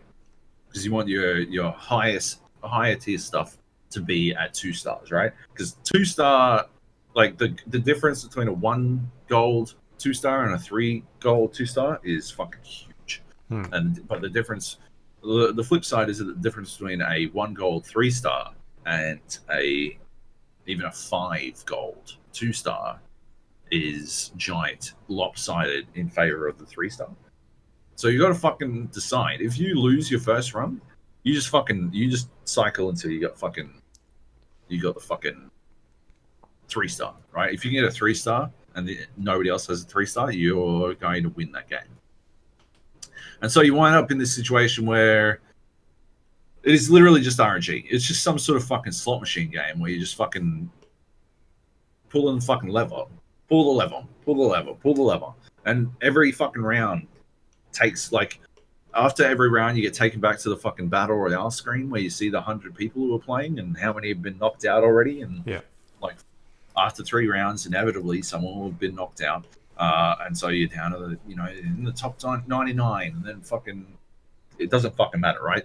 Then it takes you back to the other screen, and you got 15 seconds to buy everything, right? And then the fucking thing starts. Yeah. You spent 10 seconds on the fucking board looking at cunts, like, which the people who are left. You can't interact with that. Like, you can press some fucking buttons to make it go, like, say wow on your little fucking character or some shit, but you can't, like, look at what they've got. You can't, like, it's got a board at the top, and these are the people who, like, this person is on the biggest win streak, and this person casts the most spells, and this person has the most, like, 2 stars or 3 stars or whatever, right? Up the top. But you can't, like, click on any of that to see what board they've got. You can't click on anyone to see what board they got. It tells you who you're fucking playing next, and you can't click on them and find out what they're doing. You can sort of see they're down to 2 health, right? So cool. But you can't find out what they're going to put together. You can't, like, find out what they've been putting together, what's on their board, what's on their fucking reserve list. You can't see any of that shit. You just fucking fight them, and you see what happens. It's pointless, right? There's no fucking point to it. You just, all right, well, theoretically, right in Underlords or in an auto chess game, you are building a broad team, right, that can beat anyone, and then the good players are focusing that team to beat specific people, Yeah. right? You will play against 8 other people and you will analyze the boards and you'll go, okay, well, that guy has gone knights. So what I need to do is quit and start a note. Is what I need to do is like get my NO into a space that will break up the fucking knights. And because that's why NO exists, right? Like to fuck knights, essentially. Or I need like I didn't want to do this, but I need is it the pipe of Pipe of insight that insight. like Yeah. sends someone flying away? Like I need this, Nope. and I'm gonna put it in my fucking. Which one's that? Which Pipe one's of the one that insight. that pushes someone away? Oh, force stuff. Force staff, right? I didn't want to pick a force staff, but I'm gonna put it on my fucking tank just to break up the fucking knights Yep. in the middle of the fucking thing, right? Like you do things like that. You tech into the what you're going up against. You tech into the fucking team that you are threatened by the most, or oh, they've got a legion commander, so I need to do something with ranged damage, right? So that she loses, because if she keeps winning, like if she's going to win a bunch of fights, she's going to wind up unstoppable. Or I need, they got a fucking healer, so I need an assassin. Pleb has a fucking enchantress. Yeah, nice. Has an enchantress at 2 stars in the fucking second round. Like, you can't. She's just out healing everyone. She's also out damaging everyone. Like, what am I going to do to fuck this? I don't know. I'm just like hope I don't come up against Kleb for a little while, and then you eventually, you don't come up against Kleb for a little while, and it's okay. But no, like seriously, the concept of auto chess is about, like, the broad concept is you build a team that can win, and then you build with what you've been offered, and then you build a team that will beat specific people, because that's how you are good at an auto chess game. That's not what's happening in fucking Might and Magic Chess Royale. I'll tell you fucking what, right? You're building a broad team that can beat whatever based on what you've been offered, based on functionally what you can get to 2 or 3 stars as fast as humanly possible. Because at the end of the day, the game is probably over. Like, there's no game that goes past, I think, like 15, right? There's no round 16, because by that time everyone has died. Right. It's over, right? Like, it's just crazy shit. I do not understand. And none of, like, there's like all kinds of fucking economy management issues. You get fucking bonuses for knocking someone out, which means you are actually, if I'm on my fucking streak, I haven't lost a fucking game, and I get put up against a dude who's got 1 life left, right? And I go in and I've got my fucking beast balled motherfuckers, 2 and 3 stars, and this dude's got 1 life left, and he comes out and he hasn't got any 3 stars. I'm like, well, I just got gifted 2 extra gold, right? Yeah, for not doing I get it for a Slayer bonus, right? Like, it doesn't fucking matter. He's not going to win this. But then when you come up against the only other dude who's got 3 stars left, and some 2-star motherfucker wipes out you come up against someone with 3 health left, and some 2 health motherfucker gets to take on the last 1 health, or if that 3 health guy gets to take on the last 1 health, you're like, all right, so what? They just get gifted money, or the unthinkable happens, and the guy who's been losing all the time somehow beats the guy who hasn't fucking lost the game? Because there's also the lopsided like winning bonus and all that kind of stuff. Like, there's just no fucking thought put into any of this shit. I do not understand how the fuck it's been released in this manner, and also it's getting the reviews that it is. It is staggering. It's so bad. It is insane. The UI is a fucking train wreck as well. Like, I can't fucking work out what the fuck is going on half the time. It's just hideous. Yeah. It's just the shit on the screen all the time. It's like, oh, I guess this is what happened. Something's happening and whatever, and who fucking cares? It's just fucking. It's bananas. It is such an awful fucking effort. Yeah, I hate it. And so it's only just that one mode at the moment. Yeah, I didn't see any other modes. Yeah. Right. Yeah, sounds like they have not. I don't know. I've seen people talking about it, and it just seems weird. Like they kind of just mash two things together. Like, well, that'll do. People like battle royale games. People like auto chess games. Why can't they have both? Yeah. Yeah, it's strange. Like, what do you think that needs to fix it? Like, not have 5 health. Like, it needs to be like a bigger pool or something. Like more health, or I just I have 3 health, and it needs. Yeah, you got to have a regular fucking health system as the fucking starting point. Would be a good starting point. I think that would be a good place to fucking begin. And then the UI, like, stop wasting my time showing me. Like, you have to either let me look at other fucking people, although 100 people is far. Like, it's difficult to look at what everyone else is doing when there are 7 other people in a game. So 99 other people would be basically impossible to glean anything useful. I don't know if characters are taken from a pool. I couldn't tell, but that I can't imagine that would be in any way useful to have a pool like especially for if you 100 can't see any of games. this information, Yeah. or they're making it harder to. But yeah, like at the very least, nevertheless, it would be nice once we get down to the last 4 people to have some fucking clue of what I'm going to run into.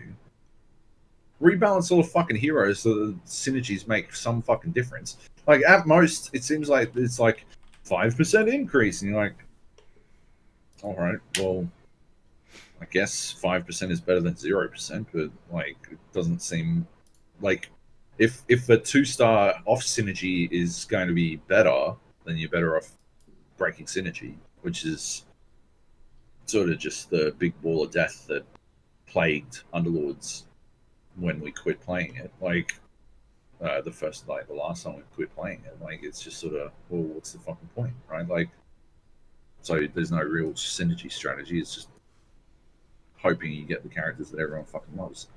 It's like there's too much. There's too much that you'd have to fix to make it good. It's they legit like they fucking I don't know. They had a fucking whiteboard up in a meeting, and they're like, "What's popular? What can we make?"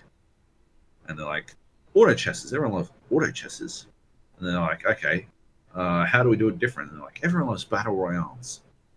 How would we make them together?" And they're like, and then they're like, "Oh, let's brainstorm this. Has anyone in this room ever played an auto chess before?" And nobody put their hands up. And they're like, "Okay, that's fine. That's fine. We can watch some YouTube videos. Has anyone in this room ever played a battle royale game before?" And nobody put their hands up. And they're like, "Okay, here's what we're gonna do. This half of the table, you go and watch battle royale videos, and this half of the table, you go and read the Wikipedia entry on fucking auto chess. That'll do. That's it." You've got 10 minutes. Yeah. And our release window is tomorrow. And then they went and found the UI, they went down into like this sub basement where they've got this dude who is like this UI designer, and he's not allowed to work on things Because he just screams at everybody the whole time. and what he puts out is considered to be a war crime generally, and they're like, "Listen, we've got this game, and we think you're the man to make it." And he screamed and pulled at his chains, like raked at them with his nails. And once he'd finished that, he was like, "Yeah, okay. What kind of game is it?" And they're like, "It's a battle royale and an auto chess at the same time. We knew you'd hate it." He's like, I do fucking hate it. I fucking hate it. I hate anyone who's going to fucking play it. So that's why I'm making this UI." And then that's what they did. And you can never you can't, like, when you've got the board up, when you've got the shop up, you can't see what synergies are what. You can see like their synergies, like what synergies they would fit into, but you can't like hover over a synergy and find out what that synergy does, which is something that Teamfight Tactics did, but solved inside its first week of being out while it was in beta. But this game never had a beta. It just released down as the wild, like fucking sad ejaculate. And that's basically the story of Might and Magic. It's a sad ejaculation from a bunch of people who hate you. Like they hate you and they hate everything you stand for, and they'll just throw their jizz at you. Like that dude who's been locked in a cage in fucking Silence of the Lambs. He's like, Clarice, I can smell your cunt from here, and then throws cum at her. That's basically Might and Magic. That's that scene. Might and Magic chess wrap. Right. So it's a battle royale. What is the mode of transportation these units get from the side of the board onto the board? Yeah, like what do they do? Yeah, like all good battle royales, it doesn't involve any of that. It doesn't have a loot phase. It doesn't have a drop phase. You don't choose who you battle or anything like that. There's no positioning requirements or any of that kind of stuff. There's no circle. There's no circle that gets smaller. In terms of battle royale, it's like Tetris 99. Right. So it's not actually. It's more like a. Would you call it like a bracket, a tournament bracket, or? Yeah, except randomly selected, and you've got no view on the bracket itself, and yeah, and it's shit.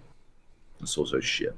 Cool. Yeah, it's bad at being an auto chess. It's bad at being a battle royale. It's bad at being a video game in general. Bad UI, bad. It's just bad. I would literally score it a 2. I'm devastated that I wasn't given the opportunity to fucking review it because I fucking I'm staggered at this fucking 6.5 on fucking Metacritic. Yeah.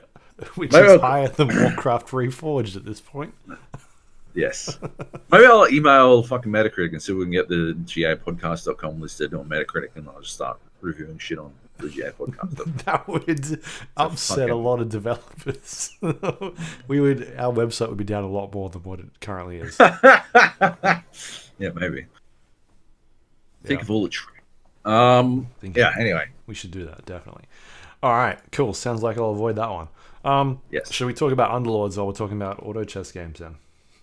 Okay, yes, let's do it. Big update. Been playing. Yes. So added NO, which is a new Underlord, and they changed NO fundamentally 2 days after they released him, and so that was cool. You love that. So we came back into it. When did it drop? Last day of January 31st. Yep, about 6 days ago. And we're jumping in. I got hit up. Actually, I'm doing the at this stage we will see. But I've been commissioned so far to write the GameSpot review of Dota Underlords. So that'll be good. But yeah. So I've been keen to get back into it and check it out again. I haven't played it for a little while because I basically just resolved to wait until it was fully out. It's like just getting refamiliarized with it because I figured it'd be better to do that now instead of on release itself in case too much had changed. I don't know if a lot's going to change from here to then, but they got their campaign and stuff like that.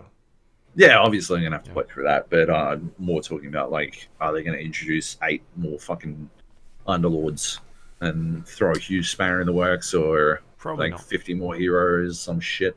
Yeah, probably not. Anyway, it's quite different. It's a very different game to what I last played.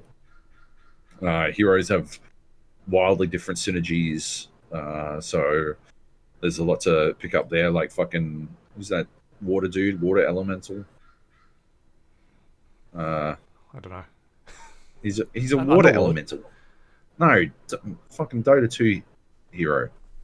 He's a water elemental. He's like fucking splishy and splashy. And yeah. fucking, I'm having a mental. Mental He blow. used to be a fucking assassin, and now he's a mage. That's very different. They added all the spirits in there. I think I think I played with the spirits for a little while, but I didn't find them all that interesting. But they've got them in there, and so spirit synergies, Legion Commander. She's got a bunch more synergy type things going on. And yeah, you just like they've Morphling. wildly changed everything. Morphling, yes. Like Ogre Mage isn't a mage anymore, is he? I think he's a brute. A Yeah. brute, or is he a mage as well? He's still a mage. He's a brute mage, bloodbound. Right. Someone. Wait, no, someone. no, not brute. Mage, bloodbound. Yeah, he's brute. Yeah, Something. yeah, brute. Definitely brute. Yeah. I had a game where I was building 4 brutes yesterday, and Right. he was my last piece. And when I realized he was the last piece, I was very dejected that I decided to build for brutes. But anyway, he's not bad. He's not a bad tank. Fucking, they don't have shamans anymore. They just got rid of shamans. There's no shamans. Shadow Shaman is a druid now. So yeah, they've done that away. So yeah, they sort of like changed the fucking landscape up a significant amount. I don't know if it was to shake things up or to rebalance, but it's nice that they are constantly balancing. It is annoying that they aren't very clear on their balancing. Sometimes it should be a big fucking splash when you enter the fucking game. It should come up like before you can hit play. We made some changes. That Underlord doesn't work the way you think he does anymore. It's wildly different. That sort of thing. You know, like it should be very fucking up front and center. They got a little button that you can press to read the patch notes. I hate that shit. Fucking tell me. Like, just fucking tell me this shit. It's very fucking important to how you play this game that you have some fucking fundamental idea on how shit works. And if they're going to change it from a day-to-day perspective, that's really going to fucking piss my cereal. You know, like, you can't do this shit to me. Anyway, are you looking for it now? No. Okay. Yeah. Anyway, so that's aggravating. And then otherwise, yeah, we've just been playing. Playing Knockout. There's 3 modes in at the moment: Knockout, Standard, and Duos. Yeah. And you and I played some duos yesterday. Fuck, that's rough. Well, it was rough because we Discord wasn't working. Couldn't talk to each other for the first like 3 fucking rounds. Oh, it was longer than that. Yeah, But we so, eventually got there. Yeah. What's worse about it was that I had you coming up with a full green circle, so I thought the fault was with you, and the same was happening with me. And but I was just talking constantly so that you would be able to hear, so that you would know that like you had at least sound. And meanwhile, Discord was like doing the bling, bling, so it was making sound. So it wasn't like my headphones were fucked or anything. So I'm like, I don't fucking know. So I'm just gonna do this. Oh yeah, well, you're not talking to me, but I'm just gonna buy some fucking axes, I guess. I don't really know what you need at this point, but I'm gonna buy some fucking axes. That's all I've been given. I was fucking like rapid fire talking nonstop through everything I was doing, just so I could, make sure that you could hear anything. And it turns out you couldn't hear anything anyway. I've been wasting my stupid fucking voice, and had to full blown kill Discord. When I restarted again, it loaded like I think it did an update or something. And so yeah, that was the trick. Anyway, it was rough. But when we went to play another game, Trig joined and started to play with us. I mean, Kleb, my bad. Oh, oops. And That was on purpose. oh, was it? And so we just went and played Knockout and then Standard. I don't like Knockout. I do not think, I've said this a billion times, but I don't think Knockout is auto chess. I just went through a big rant on it on Might and Magic.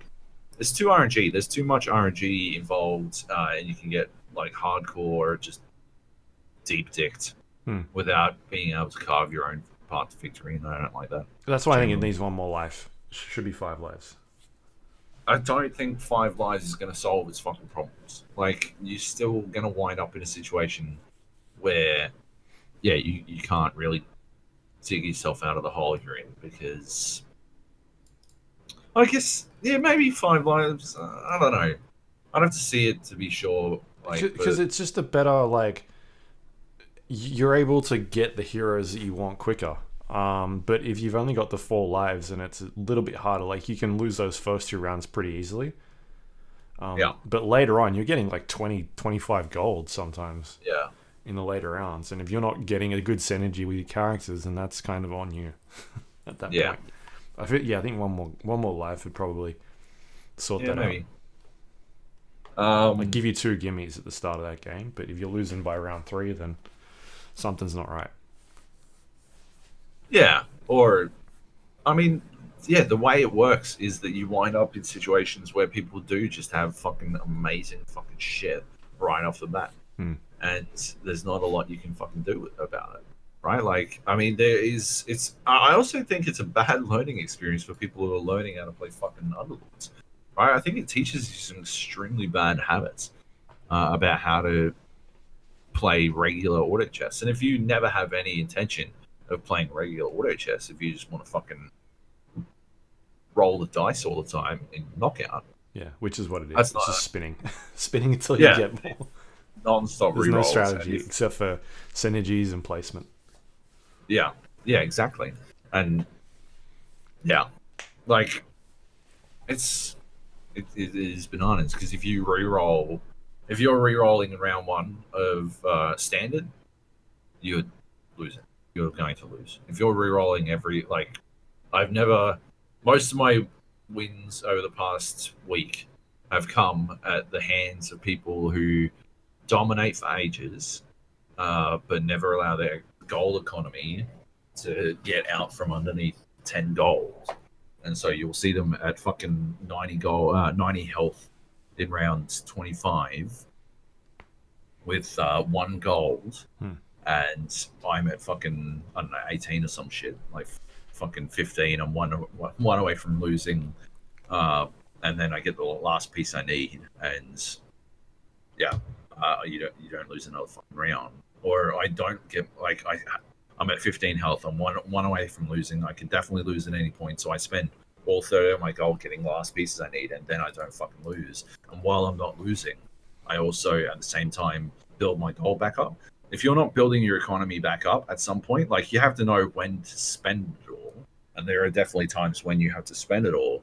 But if you never allow it to build up, your net worth at the end of the game, like you can see it, the net worth of those players at the end of the game is always invariably 50 to 100 gold behind everyone else. And it is devastating to your attempts to win. They will always go out. Like, yeah, it's probably a decent way to get, I don't know, 4th plus.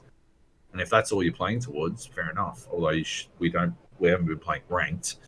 So I don't think you should be doing that outside of ranked. I mean, if you're just trying to grind your way up the fucking ranks, maybe do it to it.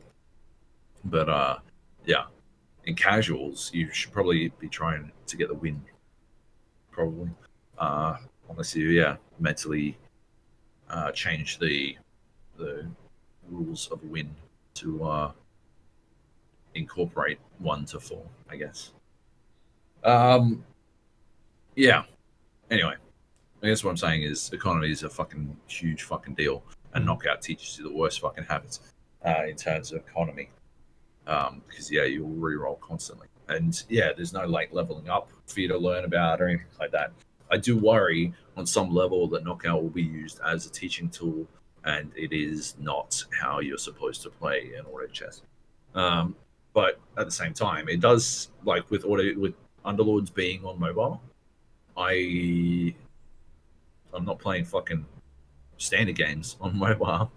It's my fucking battery run out before the game finishes. Like, yeah, it's knockout's perfect for mobile. They've nailed that. Make it like give one more heart. I agree. Would be at the very least make it palatable on mobile. But I generally don't want to play fucking knockout. I'd prefer to play standard. I just find it's more the game that I really want to play. It's more of the strategy and the thinking level that I want to be at. Knockout is just a fucking roll fest. Yeah. Anyway, what do you think? You prefer knockout or what? I play both. I sometimes jump in and I play knockout on dailies, my daily missions, because sometimes it'll be like, make three-star heroes, and I'll be like, I can do that in one game. So I'll just roll through that. Usually it's like my warm-up game, and then I'll jump in and play a couple of rounds of standard. But yeah, so they've introduced a new Underlord, Anno, who is a healer. Oh, I guess he's got two different abilities. So healing is sort of like the main one, and then it throws out poison darts as well, which something they've added in there that I really like now is the stacking for the poison. So that wasn't in there before. So you can see how many stacks of poison that character or that hero now has, and how much damage I'll be getting dealt to them. And then the other abilities that they have is being able to steal an item from the other player at the start of the match, which is the lowest level item, and then every time a character dies with that with the lowest item next, like, then it goes up and steals the next one, up until the end of the game, or that hero dies. Sorry, that Underlord dies. And then the other ability is the lasso one we're talking about, where he picks up characters within a 2-cell radius, applies 5 poison damage to each hero she's picked up, and then displaces them on the battlefield again.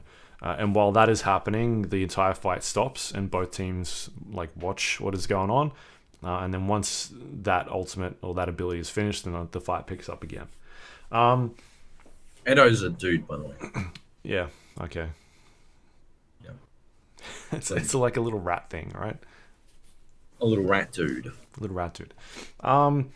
Yeah, I don't know. It's an interesting character. I like some of the abilities, and some of them I don't. I don't like the lasso one. I think it's an interesting solution to screwing up people's synergies, like screwing up people's boards, because a massive part of that game is board placement. Yep.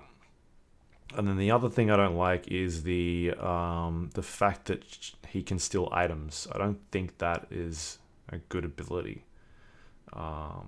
So both of those, reasoning behind both of those is that there's nothing you can do to stop that from happening. There's no game, there's no counter to that. It's just something that will always happen. You can't stop it. There's no gameplay. There's nothing to prepare you for going up against that, right? Whereas the other Underlords, there's the tanky ones, or there's the healers, or there's ways you can deal with it, and you know how to deal with it. Whereas this is just something that will inevitably happen, and there's nothing you can do about it. It's just I feel like it's bad gameplay, game design. I don't understand how you can do something about the others. What do you do about the barrels? Well, those ones, I guess that's just a random element again. But what can you do about the barrels? Not get hit by them? You don't get to choose that, though, do you? That's the thing, right? There's a lot of RNG. But it's not screwing up your current game plan, the things you've built towards. All it's doing is it's another ability of giving you damage or whatever, whereas this is just taking things from you that you can't stop. It's going to happen no matter what. Kill him? I think the biggest problem is that his passive is that he fucking escapes. He fucking gets the fuck out at 25, 50 and 75% damage, and so he just leaves, and that is super fucking annoying, because it means you can't just burn his ass down. You could, theoretically, if you knew you're coming up against an Enno, right? If Enno wasn't able to leap to some other fucking part of the fucking board at certain health percentages, then all you need to do is position an assassin in such a way as to immediately target Enno, right? And that would be your solution, right? But you don't get to do that. That's not something you get to decide. And so his survivability is actually really fucking high compared to other Underlords. He's generally the last. I've had games where he's always the last one on the board. Yeah. most of the time, and in some cases will win fights. Oh yeah. Because he's the highest damage dealing unit on the board. Yeah, yeah, like by a long way. I think that's his biggest problem. That's what leads to situations where he is able to put out more damage than, or guarantee that he's going to like complete his ultimate ability. Yeah, is the fact that he's very, very fucking difficult to kill. I mean, they've done a good job of limiting that by before it was everyone on the board would get rearranged. Yeah. Now it's only that 2 squares, and sometimes like it'll just pick up one unit, and you're like, yeah, I don't care. Other times you'll be winning a fight, and then it'll just pick up everybody, and all of a sudden everyone's got 5 stacks of damage on them, poison, and you're just like, man, that's really screwed me up big time. There's just nothing you can do to really stop that from happening, because it's always going to happen because of that escapability. My problem with him, he don't. Well, I think it sort of illustrates the problem with him. But I can't choose. Like, if I could choose that he did all-out attack, I'd probably pick him every fucking round.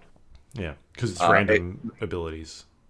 Yeah, so it's between 1 and 2. It's between him stealing an item and doing this picking everyone up attack. If I could choose for him to do the pick everyone up attack every single fucking time, I'd do it. Yeah. I honest to God would, because it is so disruptive to how people play, and like you were saying, like he will get it off. I think stealing items is actually super powerful as well. Like it would have muted my Terrorblade with fucking Moonshard. Right, like if he'd stolen the Moonshard, Terrorblade would still be doing fuck tons of damage at 3 stars, but nowhere near as much as what he was. Like he was basically, my entire team was built around giving Terrorblade enough time to just fucking. He was like a fucking troll warlord, but better. Like it was insane. Yeah, that's some shit, right? Like it'd be very, very disruptive, but only in a much less. Hang on. I'm just reading it. NO steals the lowest tier item from the enemy crew at the start of combat. When an enemy dies in an NO's attack range, he loots them if they have a better item equipped. Right. So it's only when they die it steals it, not. And it's only the lowest tier. Yeah. So that's actually not that big a deal. Oh, I don't care then. Fuck it. I thought he was jumping around and stealing. I wondered why he didn't seem that fucking effective as a fucking healing and stealing. What would? Yeah. Okay. Yeah. I think that's kind of shit. In that case, and I'd always go all out attack, because it's heinously disruptive. But instead, I get given a choice between one thing or another, and it feels like a bit of a fucking RNG dick punch if I never get. Like if none of the 4 things are something I would want, although there are very, very, very few circumstances where what I want is anything Hobgen is offering. I pick him up a lot. If I'm doing like trolls or mages or something, then I'll do it. Mage is the because you want that speed. Like if you've got trolls and then him again, like you get so when he goes off, you get Warlocks is good as well with him because. Like the faster you're doing damage, the quicker those heals come out, and I really like. I like him with mages, and I haven't used him with any of the others. I just like the heals from Anisex or whatever the fuck. I think they're all pretty viable at this stage. I pick up most of them, but at the same time, right? Like if it's Anisex without the demon golem, like. She's not very good with when she's doing the shadow clone thing. She's not very good there. Yeah, like I don't like it, but I've had fights where I've lost fights because of that. Really? Because I mean, you basically like that's a free hero switched over to your team because everybody attacks that hero, and if it dies, and it's the most powerful hero in their team, like yeah, that's a huge turn. But again, it's like that random thing, right? It's like what are you going to get? Are you going to get the the level 3 Doom, or are you gonna get like a 2-star Enchantress? Like, it could be one or the other. Yeah. But anyway, yeah, I think it's interesting, but at the same time, I think the reason why they're putting the randomness in there in terms of you get one of the other builds is again to stop people from forcing themselves onto like the same builds all the time. Yeah, totally. Yeah. I think there are significantly better Underlord abilities, and like that's a balancing issue more than anything, right? Like if all of them were as viable as one another, then I wouldn't feel the same way. But like, yeah, if all out attack, if the fucking lasso is significantly better than stealing a lowest tier item from someone, then I don't see why you would be happy to get the worst version of the same thing, you know? The lasso thing has, man, when we were playing yesterday, I got screwed over so many times by like either abilities on my team not going off, like a Lich ult being thrown out, and then the lasso picking up the entire team, and that ultimate just screwing up like everything. Like you can't do anything at that stage. Like it's basically cancelled. Yeah. A lot of interactions like that where something's supposed to happen and just doesn't. Same thing with maybe like spirits getting the triangle effect, the Delta Slam, I think it's called, and then having that go off, but then nothing happening because they've picked it up. Like that sort of stuff is it really screws with you, and it could be, could go either way. It could be something your team has done or something the other team has done. So, I'm wondering if they'll change that lasso thing completely. Like it'll just maybe be removed, because I don't think it's a good having characters stand around while this thing is like this ability is going on. Is just weird to me. Yeah, and if both teams have the same character, like you could be standing around for 6 or 7 seconds while nothing happens in that game. Just not interesting to watch. I think I'll change it. Yeah, I agree. I think they have to. Yeah, even if it's just like an instant, like, man, like a just make it quicker. I don't know, like an instant slam effect or something like that, where it just instantly moves everybody, throws them up in the air, makes them land straight away. Yeah, it's a cool little like, people fighting and the power symbols and that sort of stuff. But from a gameplay perspective, it doesn't work. I don't think. Anyway, I was playing a game last night after you left with Trig, and I ended up on 5 health at one stage, and the person coming first was on like 90 or 87 or something like that. Yep. And then I went on a streak and like got the one thing that I was looking for, and that was it. Like I won like 10 games straight or something like that, and I went up against this dude that was on like 85 health and won every single game from then on. And just I got my I had 2 gyros on the board at one stage just to try and deal enough damage, and then I got the second gyro, and that was it. Like I all of a sudden had him on the board, and then like another unit, and he was getting melted, like taking like 20 damage per hit. So yeah, like those comeback things you're talking about of someone being really high up and you just getting that all of a sudden, like you get that late game build that you've been aiming for, and then everything just starts to click all of a sudden. You can't be beaten. I had a good one with Legion Commander where I'd been building Brawny for fucking ages, and like actually pretty late, like level 7 or 8. I figured I had the fucking pieces I needed for Legion to work, because I was doing Brawny Rangers. Is it Rangers? The fucking arrow one, whatever the fuck they're called. Hunters and Hunters, maybe. Yeah, Brawny Hunters, I guess. And because what's his face? 2 axes. Beastmaster. Beastmaster. He was like the linchpin of my fucking team. Yeah. I got offered him immediately, and he got 2 kills in the first one. I'm like, oh, I'm doing brawny. I'm doing brawny on this 2 one, kills. motherfucker. 2 kills is all I need to get started. He didn't get another Extra kill. 30 health. Yeah, he literally didn't get another fucking kill for like fucking, I think it was like 7 rounds. It was fucking infuriating. And I only stuck with him because I got Jug like a couple later, and I didn't feel like it was a bad fucking build to run out. I didn't have an axe.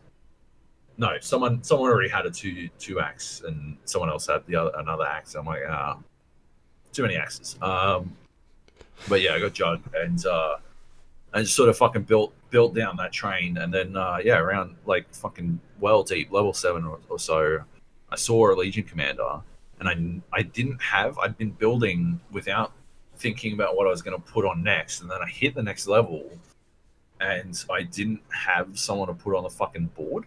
And so I saw a Legion commander. I fucking dumped her on there, which I think is pretty late for a Legion commander. I don't think you want to have her on that late, because you're just giving away free damage at that point to the other team. If she well, the upside was she was dying before she could even get her fucking jewel off. She was getting melted. But 2 rounds later, I had her at 2 stars. Pure luck of the draw.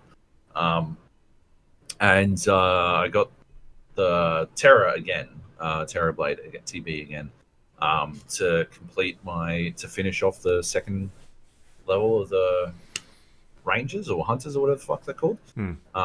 So I had 2 of those. Brawny was actually fucking pumping because I managed to up Juggernaut. Beastmaster was not bringing all that much, but then he started getting a fucking ton of kills. Her kills were counting, but she was getting dual kills, which don't count towards her kills, apparently, it turns out, which is kind of annoying. And then I got an item that gives you like 25% attack speed, damage, and something else. And I chucked it on her, and she just started to fucking monster cunt. She would immediately, I don't know where she was getting, I think human. Like, we had the human alliance, and so she was getting mana up real fucking quick. And she would like fucking start her duel off and just like belt someone straight off the bat. And then like straight on. And I actually got her, she actually managed to get off fucking 2 duels in one fucking round a couple of times, which I literally hadn't seen before. And like before long, she was unfucking stoppable. Like, she had just way too much. I had the Dragon Alliance on her. Oh yeah. So she heals after she kills someone. Oh my god, it's disgusting. It would be demoralizing to see her go all the way down to fucking 25% health, and then see her leap straight back up to 75% to just start fucking slamming on someone else again. Fucking out of control. You know, also filthy with you give Savage to her. Oh yeah, yeah. Like, whoa. She can really fucking snowball out of control real fucking quick. The other one I did another one with Bloodbound. Oh yeah. And a bunch of sacrificial fucking lambs. Like, I had the fucking big time contract on, and I got a Bloodseeker just to fucking die quick. And it worked fucking ages. I mean, you got to transition away from Bloodbound. Like, eventually, it never works long term in my experience. I mean, I think I'd chuck it on Terror Blade or something. Sometimes it works. Like, I think it's because the key piece is often the Warlock, and the Warlock stops being viable in the later rounds. Like, it's just even when it's giant, it's not doing enough damage to actually do all that much. But yeah, if you can get the big time on TB or Legion Commander, you can still fucking last for fucking ever. I didn't transition away fast enough into something else, and I could have done. I was too addicted to seeing a giant fucking Legion Commander run around and fucking one chop. It was amazing. I get very distracted with cool shit as opposed to stuff that's going to make me win. But I think that's the appeal of the game. Yeah. Anyway. Yeah, it's been fun. Still playing a lot of it, so. Yes. and I'll be playing even more. We had a fucking how many you have? Seven people in the fucking channel all playing Did we? I don't at the same remember. time. I believe so. Oh yeah, we had a bunch. Yeah. In Discord. Yeah, that was pretty entertaining. Everyone's shit talking. Yeah, that was some good games. I enjoyed that. I like seeing that. We whittle our way down to 6 or so, and then 4 again. We're just jumping into casual games. We weren't playing ranked, but yeah, just chatting up, and yeah, that's a good way to play. It's a very fun community game. We managed to convince Cleb to play it. He installed it and played it for the first time, and I believe he went on to win his first game a couple of days later, which is cool. Drew must have been on like fucking a 4 or 5 fucking win streak. It was disgusting. I don't mean like rounds. I mean actual games. Like it was as if he couldn't fucking lose. It was disgusting. And then Squirrel won a game while he was AFK tending to his baby, which was just the worst. Classic. To see. It's a classic Squirrel. It was actually pretty classic Squirrel. But yeah, no, it was good times.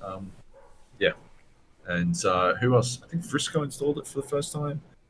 Right. JB was playing. Oh, it was good. It was a good time. Anyway, yeah. And that's good stuff. We will definitely continue to play that. Yeah, for sure. Yep. And last up, Apex Legends Season 4 dropped yesterday. We managed to jump in and play a bunch of that. New patch added in a new legend to the game, Revenant, who is a bad guy, I guess, right? Is it the first bad guy they've got in the game? Seems like a bad guy. Who has I guess he's like a robot or something, from what I can gather, some sort of robot. And it's got a couple of different abilities. The first one is like a passive skill, which allows him to climb up walls really high and crouch walk a lot faster. I think it might not make as much sound as well. I think... really? I'm not 100% sure on that one. I don't know. That's just what I kind of assumed. So it's kind of like the same sort of skills that were done during the Halloween event last year, which we talked about, very similar to that. And then the second ability they've got is a throwable like orb, which will damage units or damage heroes for a certain amount of hit points, and then will stop them from activating their abilities for about 10 seconds. Which is really good for, if you want to throw that on like a Wraith that you're shooting at to stop them from phasing out and then running away, or like an Octane from injecting themselves and then getting out of there. So really interesting ability that just basically negates anything that other person can do. And then their ultimate ability is a death totem that they can place on the ground, which you and your team can interact with. And then from that point on, you've got about 30 seconds where if you're shot at, rather than taking damage from your shield, it takes your health damage down. And then once you get to 0, you return back to the death totem with 1 health. And then you can heal back up and go back into the fight. And so that's basically how the character works. Managed to have a couple of games with him yesterday, and still trying to figure out like what sort of the best circumstances are to use it. It seems like a very good hero to use when you're on the offensive as opposed to being attacked by another team, because it can be quite like the death totem is sort of something you want to put that's hidden out of the way, like somewhere you can get back into the fight quickly, but not somewhere where the other team will be able to see you from that point where they're shooting you from, because they'll instantly be able to kill you straight away anyway. So yeah, it's like a good one for being like, oh, there's another team up in this building or something. We'll pop the death totem, we'll activate our abilities, and then quickly rush in, do some damage, and then if we get killed, we can immediately go back in while they're trying to heal up and that sort of stuff. So really interesting way of trying to force players to engage into a fight.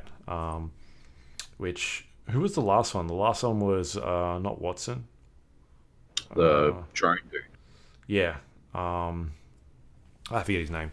But yeah, he's gone through like a bunch of iterations. He was more like a scout. Sorry? Cypher, yeah. Like a fight initiator, I guess. And then you had like Watson before that, who was defensive operator, and this one is a bit more like in your face, run in and get stuff done. Yeah. So I think you had a couple of games with Revenant as well. What was your kind of takeaway with him as a character? He's a bit of a dickhead, right? He's kind of a fuckhead. Like it's very like rude. I hate his voice lines. He's always shitting on other people, and I'm not a fan of that. But yeah, I didn't really understand how his fucking ult worked. So yeah, I don't know. I didn't realize he had to go and fucking activate it. It didn't say anything like that. I guess you could have inferred it from the multiple like people who like players who use. If you infer from the plural meaning of the word players, that multiple people can use the same fucking item or object, then perhaps you would have worked out that you actually needed to activate it, but I had no idea. So I just dumped it, and I thought that was going to allow me to fucking teleport back, and I thought the risk reward was I put it out of the way. I thought the risk was that if they shot it, then I wouldn't be invulnerable anymore or unable to die anymore, and that would be the fucking risk or whatever the fuck. But no, you actually have to fucking also press E on the fucking thing. That would be a bit too powerful, I feel like, if you had to just put it down and it just revive players. Maybe. Like it forces players to be at that point before they engage, as opposed to two people being like, oh, I'm about to go in, drop your thing, and then, you know what I mean? If you dropped it and it only affected everyone inside a radius of the fucking thing? Or, I mean, it's got a radius as well. Does it? Yeah, like if you can't drop it and then fucking just piss bolt out of there. Can't you? Like, I thought it was just time. Oh, maybe. I don't know. These questions are my problem with him, right? Why wouldn't they fucking explain this shit? Why do I have to fucking have guesswork about how the fuck this motherfucker works, or go watch some fucking video from them or some shit? Why doesn't it just say, press E? Like when you press tab, it tells you what he fucking does, and then you can fucking work out how the fuck his fucking ultimate works. Why the fuck is it some fucking? Why do I need a fucking Wikipedia to fucking work out how a fucking new hero works? It's fucking ridiculous. Yeah. It should have like interact, like it needs to be interact in the wording they've got in there. I think that's what they've missed out on. When players use, as opposed to when players interact with, yes. Yeah. 100%. At the very least. Yeah. Yeah. Or maybe there isn't a radius. Maybe I'm just making that up. I don't know. I've never seen a message that says you're out of the radius, whatever. But True. Yeah, I just feel like having the interact there is like a barrier of stopping players from just being like, quick, I'm getting attacked, dump your thing somewhere. That automatically just saves them. It's like a free life basically. As opposed to like, let's put the thing down and then go initiate this thing as a team. Yeah. The one interesting interaction that it's got, which I had to look into, is that the totem lasts for 30 seconds, but if you interact with it, then that 30-second timer starts to tick down. Like as a player, it shows you on your screen how much time is left. But another player can go interact with that, and they get 30 seconds. Like that totem will stay there until 30 seconds is up, or someone interacts with it. So it will stay there for an amount of time. And then on top of that, other players in the world can also interact with it. So I had a fight last night or yesterday when we were playing where we put the death totem down. We went and engaged into a fight, and then people were getting knocked and like all this stuff. It was just hectic. It was like 3 teams fighting each other. My death totem, I was knocked out and downed and brought back to our death totem. I healed up, ran back in, and I found theirs, and so I activated theirs, and that gave me like another life again. So you can do that sort of thing where you can find the other teams and then use it. Sort of like the same way like a Watson works, right? Like if they've got a Watson ultimate, the shield device down, it'll heal your shields as well as like everybody else is in that zone. So you got to worry about those sorts of things. Like, and we ended up winning that fight, which was pretty good. So I like those sort of like interactions in there, like the risk reward thing you were talking about. Yeah. Yeah. We did lose a fight because of your Watson, by the way. We lost a game because of your Watson. Because we were 2 teams left, and you dumped your fucking Watson down, and then I couldn't fucking throw my goddamn caustic ult on to lock him out. Well, I did, and it zapped it because it landed just beyond the fucking wall, and it zapped it away. So it zapped away my stuff as well as theirs. You shouldn't have thrown it down on top of us. Oh no, not caustic ult. It was the fucking smoke. Gibraltar. Oh no, smoke is fucking Bangalore. right. Yeah, I had no idea it even did it with the fucking smoke. But all I wanted to do was put it at my feet because I had that scope that like highlights people through smoke and shit, or you see the red outline. I had that, so I just wanted it at my feet, and then I could have fucking minced them. But yeah, it zapped away my fucking smoke. That's pretty good. It was fantastic. It was a very disappointing way to lose a game. Yeah, a bunch of other changes. New sniper rifle, the Sentinel, which uses shield batteries to charge up the damage it does. It's shot, yeah. Yeah, which is and then interesting. mixes shields. Yeah. Oh, does it? I haven't actually used it with the shield battery because every time I saw a clip of I was worried about it. I didn't pick up a fucking sniper rifle. Get the fuck out of here. Yeah. On top of that, sniper SMG rifles life. are now a separate category, so they've got their own ammo. Yep. And the G7 Scout has been removed from the sniper rifle class and moved into assault rifle class, and only accepts assault rifle optics now, as opposed to the sniper rifle optics like the 6x and the 8x and stuff like that. Which is a fitting category because I never used like that G7 Scout. I always put like a holo on it and just run around with that because it was a beast. It just destroys people. What else is there? A bunch of other weapon changes. Things like hop-ups have been removed. A bunch of changes to like the energy weapon rifles and the way that they interact in the game. What else is big? A couple of like simple weapon changes. Like all the stuff they've done in terms of weapon balancing is stuff that I agree with. Like I can see the reasoning behind a lot of that. I'm like, yeah, that makes sense. It's exactly what I would do. Then the legend changes. Bloodbound now has a extra 5 seconds added to his hunter timer every time you get a kill. So you can keep increasing that, which is really cool. I was doing that the other night where I was knocking players down and like that timer was up forever. Like it was so long. So it was a lot of fun. The other one is what else is there? The map changes. They've redone the World's Edge, which is something they did with the original map on Kings Canyon. Sort of like change the layout of it, extra buildings, and just a bunch of extra stuff that's in the world. There's a giant planet harvester. Is it planet harvester? They're calling it in the middle of like the map, which has like a giant beam shooting out of it into the sky.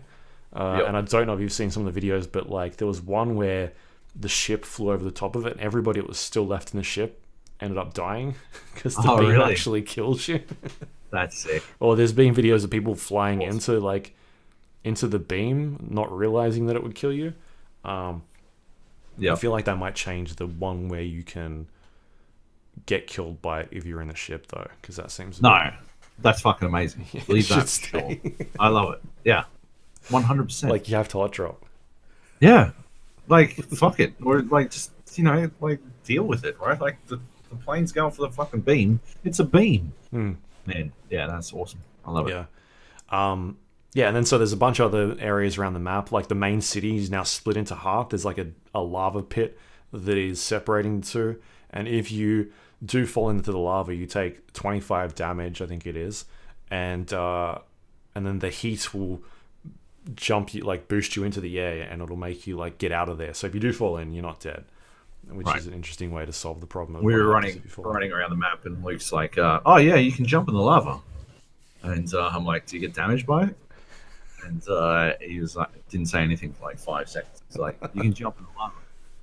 I'm like, that is the fucking baitiest shit I've ever fucking heard in my life. Yeah, that was some good bait. Yep. Oh, I just checked. It's 40 damage you take from the lava All right. in the updraft sections. The other thing they've added in is weapon racks, so guaranteed spawn locations in the game, which is good. It's in a good way of solving the problem of like what happens if you land somewhere and you open 3 crates and there's never seen it. You haven't seen a single one. No. They're in small buildings in survey camp. So survey camp is it's near the ice area. Right up around there. Yeah. Right. Maybe they're just sort of testing it out and seeing how things go before they start putting it in other places. But I think it's an interesting change. I don't think there's much else that they've really done, but there's still a decent amount of changes in the game from what they've put out there so far. Which I'm digging it. I'm enjoying playing it. It's not too hard to play. Like with the latency with you guys, it's noticeable, but close range fights seem to be going okay for the most part, which is good. Sniping is a bit difficult, but you kind of deal with it. I'll figure it out eventually. Like we had a couple of games there where we were doing like 1200, 1400 damage. I was playing, with 190 ping, 180 ping or something like that, so it wasn't too bad. Right, cool, nice. Cleb wasn't a fan of playing on US servers at all. Yeah, no, we immediately switched. Yeah. He was not happy. Anyway, nice. It is sort of what I was saying. It is more react and survive, but because I'm in that mind frame, I'm having more fun with it. I was very aggro at the start, but A, I'm sick, and B, I think I was just, like still adjusting to like every time you fucking change shooters, you got to change how you fucking move and stuff. And I was still trying to fucking ADS and all this kind of shit and not moving while I was fighting. And yeah, there's that adjustment period that I was going through, but we got a fucking win, and it was a good fucking win. We got fucking heaps of kills, 11 kills as a fucking squad. Yeah, you got to kind of be aggressive. No, I got 4, you got 5, and I've got 2. We did fucking must have done about 3k damage between us as well. It's fucking huge. We had that hot drop where we were just punching people at one stage. It was just, I think we got like 4 or 5 kills. Yep. I think I got 4. Like 2 of them were punching people, and then you got a bunch. Like we were punching the same dude at the same time, and it was just ridiculous. Well, we couldn't find a fucking gun, so yeah.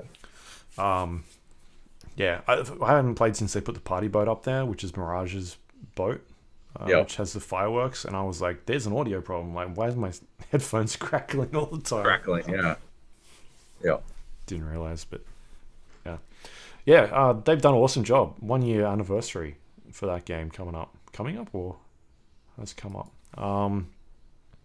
So yeah, it's in a good spot. I feel like it's a lot of significant changes. Like I was comparing this to the Battlefield 5, 6 season 6 patch notes or something, and like looking at what Battlefield has done compared to this, it's like that's a major update. I don't think so. It feels like Battlefield team left I don't know, over a year ago, and when started working on something else, whereas the Apex team is still working on this game.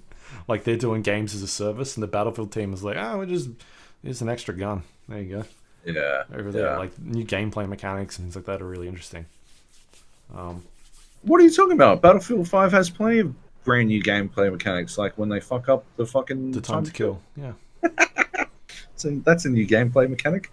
It's one that makes me hate playing the game.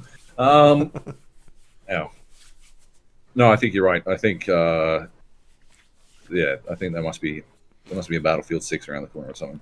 Wouldn't be surprised if we heard it announced. Yep. Anyway.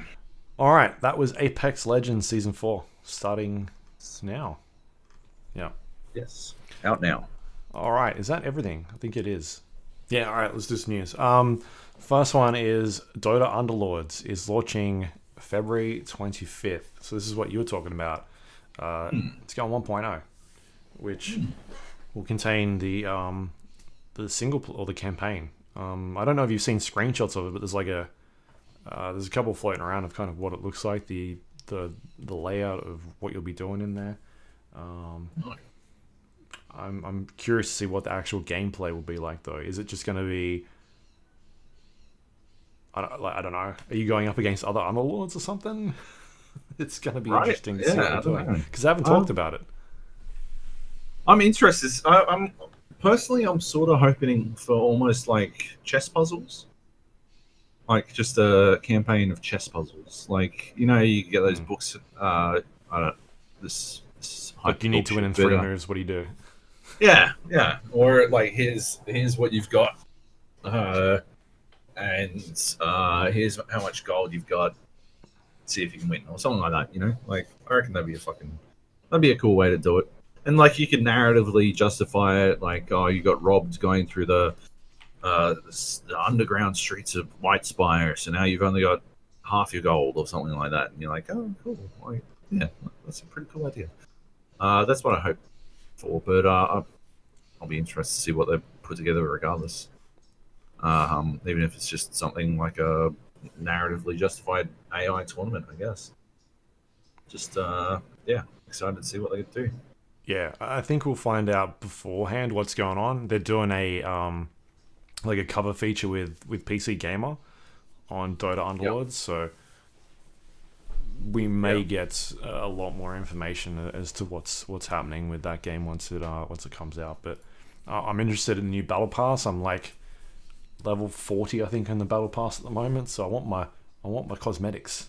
I want to be paid in cosmetics that I haven't got yet. And they better give them to me. Yeah.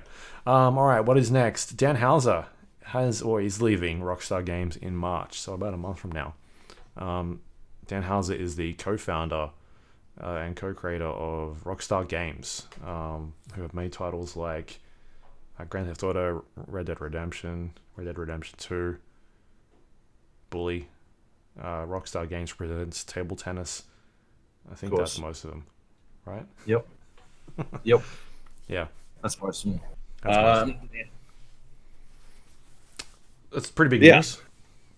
Yeah, it's huge. He was like the lead writer on most of them as well. Yeah, for sure. Yeah. So that's a pretty big deal. Yeah, like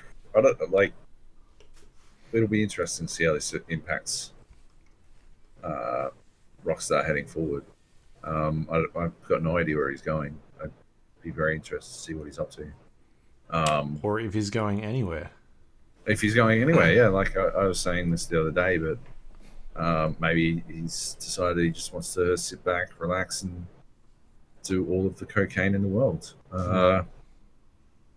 It's certainly a possibility. But yeah, I think maybe Cleb was saying there's a chance that he's one of those guys who has to be creating and stuff.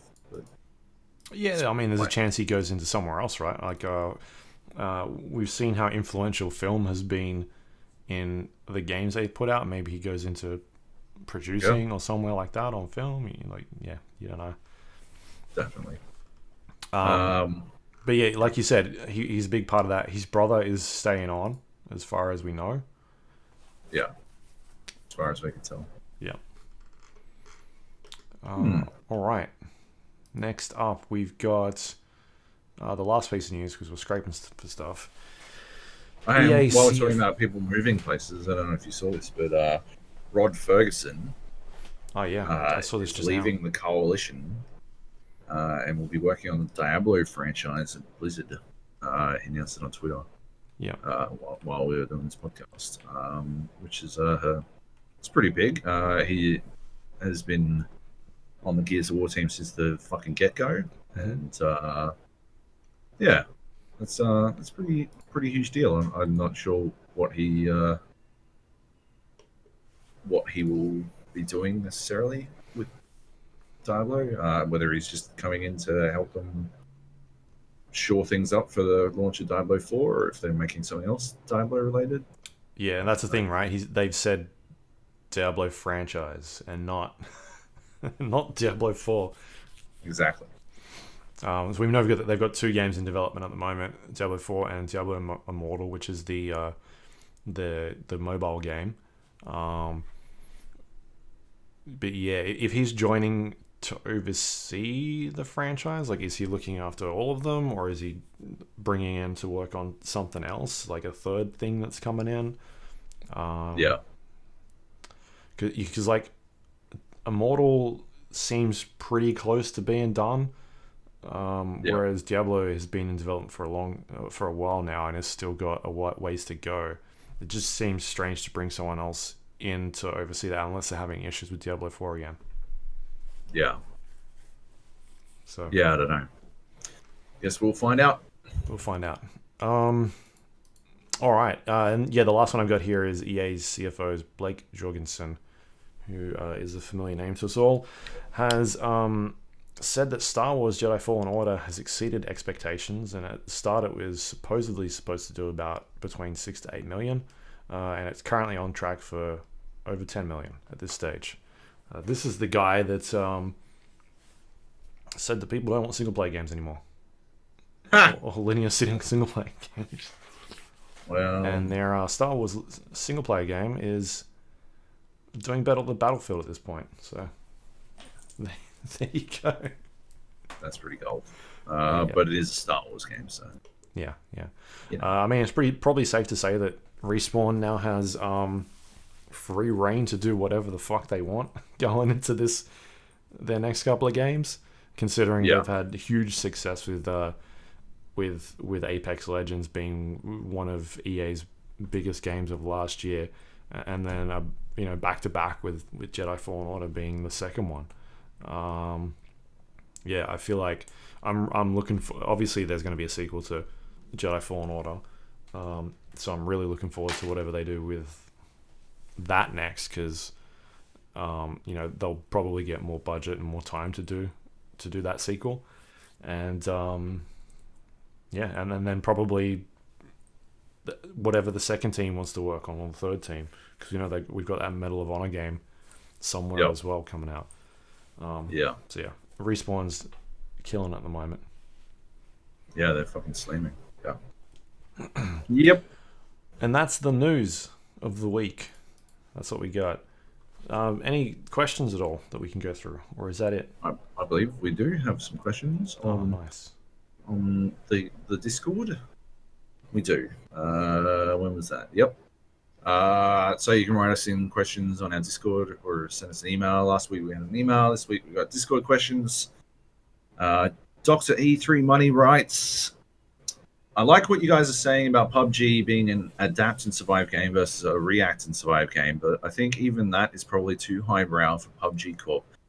I think they probably just look at it like the people say they like the action of PUBG, we should give them more of that.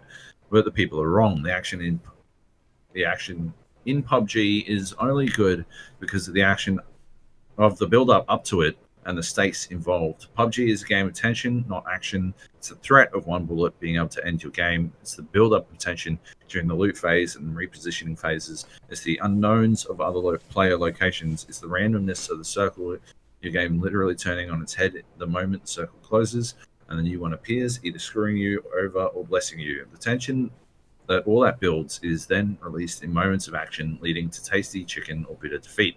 You can't have a horror movie that's all jump scares. Jump scare only works if there is a build-up, times, silence, and creeping, facing the unknown.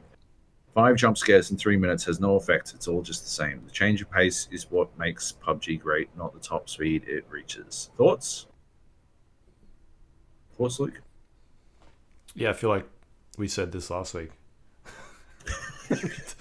I 100% agree. I mean, I think it makes it is a good point that the tension is what actually it is about the tension. The tension is everything, and having no tension leads to dull encounters, like leads to just repeat.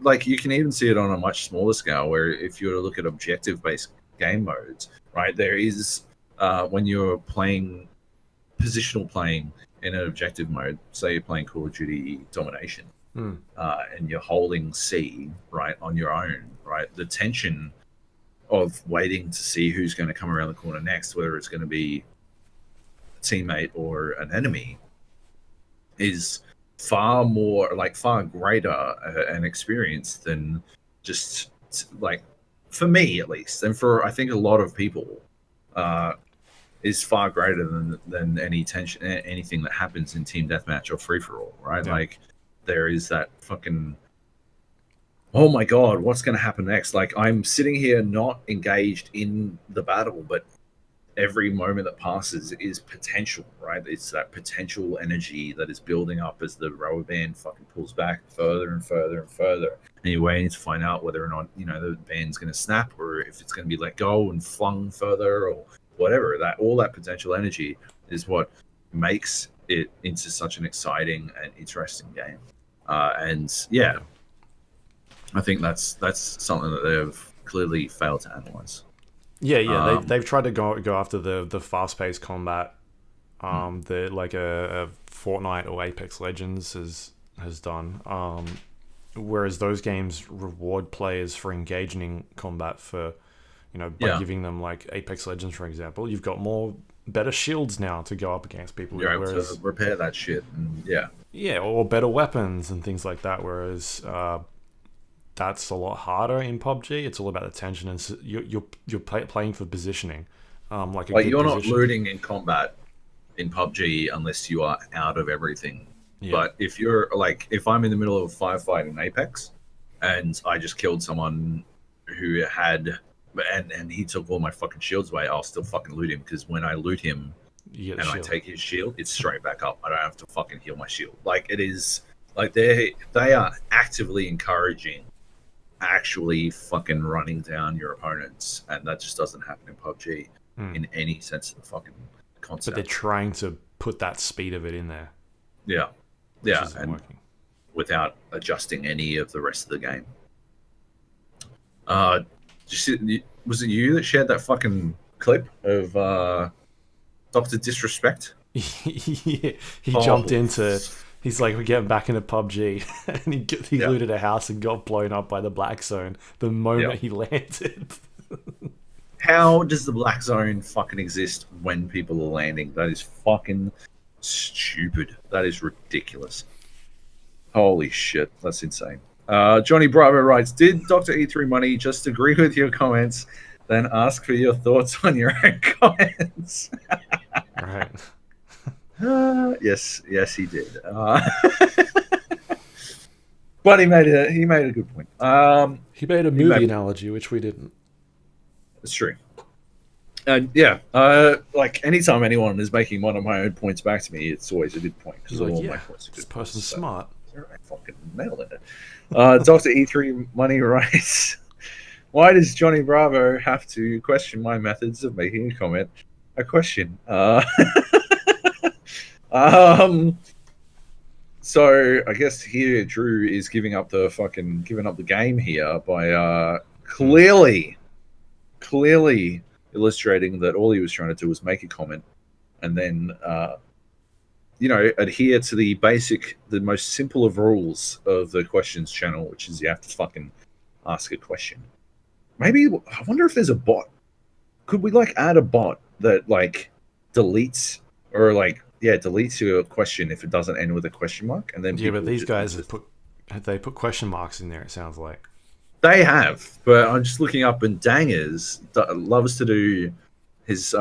He loves to have one last little bit after he's finished his question, and it would delete it, and I think it'd be infuriating, and it'd be a real FOG type move, a real fog move. Anyway. I think because Johnny Bravo is an agent of chaos. That's my answer to Drew's second question. Anyway, good questions, guys. Good questions.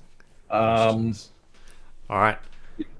That's the show. That is the show. You can find us, The Gap, on iTunes, Android, Windows Store, Spotify, YouTube, everywhere that you can find podcast apps under The Gap or the GA Podcast. If you do have a moment, please rate and review the show. Helps other people find us.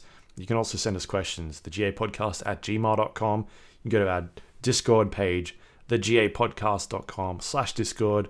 You can leave us questions, talk about movies. You can play Dota Underlords with us.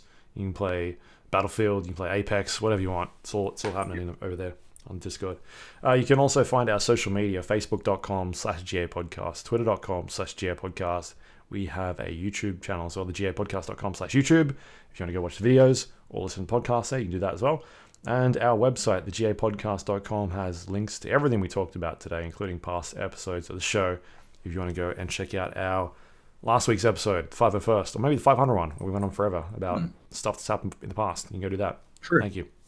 And that's all thanks to our Patreon members. If you want to help support the show, you can go to patreon.com/GA Podcast, become a monthly subscriber. So thank you to everyone that does that every month. Greatly appreciate your support. We do.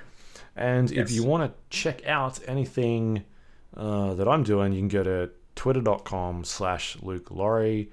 And I'm not doing much on there at the moment, but things will pick up soon. I got some stuff coming up. But otherwise, you can check out Joab as well on Twitter, which is Joby Jojo. At Joby Jojo, yes. Anything else you want to pimp out while we're here? Not right now, no. But there's some stuff coming. Yes. Stuff coming. Yeah. Yep. Next week, I think we've got a few things we can talk about. I don't know if we can tease anything yet, but we got stuff. We got stuff coming next week, so should be another exciting show of this podcast that we do every week. But thanks for listening. Every week. Catch you. Even when there isn't exciting stuff. Even when it's just boring stuff. We'll still tell you it's probably going to be exciting. Like Dracula that's what we'll do. 4000. Dracula. Oh my god. We should do it. We should make it. Who's the worst rapper you can get for Dracula 4000? Machine Gun Kelly. Oh my god. That'd be awful. Well, no, who's that dude who went to jail and snitched on everyone? I don't know. I don't know. Fucking Tekashi 69 or whatever the fuck his name is. Is that his IQ as well? Yes. Yes. We'll get him in. And then we'll tell him we'll pay him a percentage of the fucking profits of whatever the fucking film makes. Like, we'll give him some fucking ludicrous amount. Ludicrous, there you go. Ludicrous is amazing. He's in fucking... No, he can be the Dracula. He's already in too many fucking films. But then we'll Hollywood fucking accounting out of any fucking money, which was why this is a piece of shit. But who plays Dracula? I don't know, someone German probably. It's always someone German. What about The Rock? The Rock is Dracula. Yeah.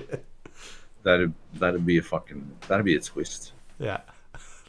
That'd be. And it's called The Rock 4000 because he's 4,000 kilos. I don't know. What? What? It can't be 4,000.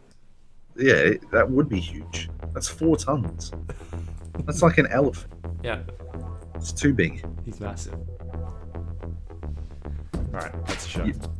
All right. See you. Bye.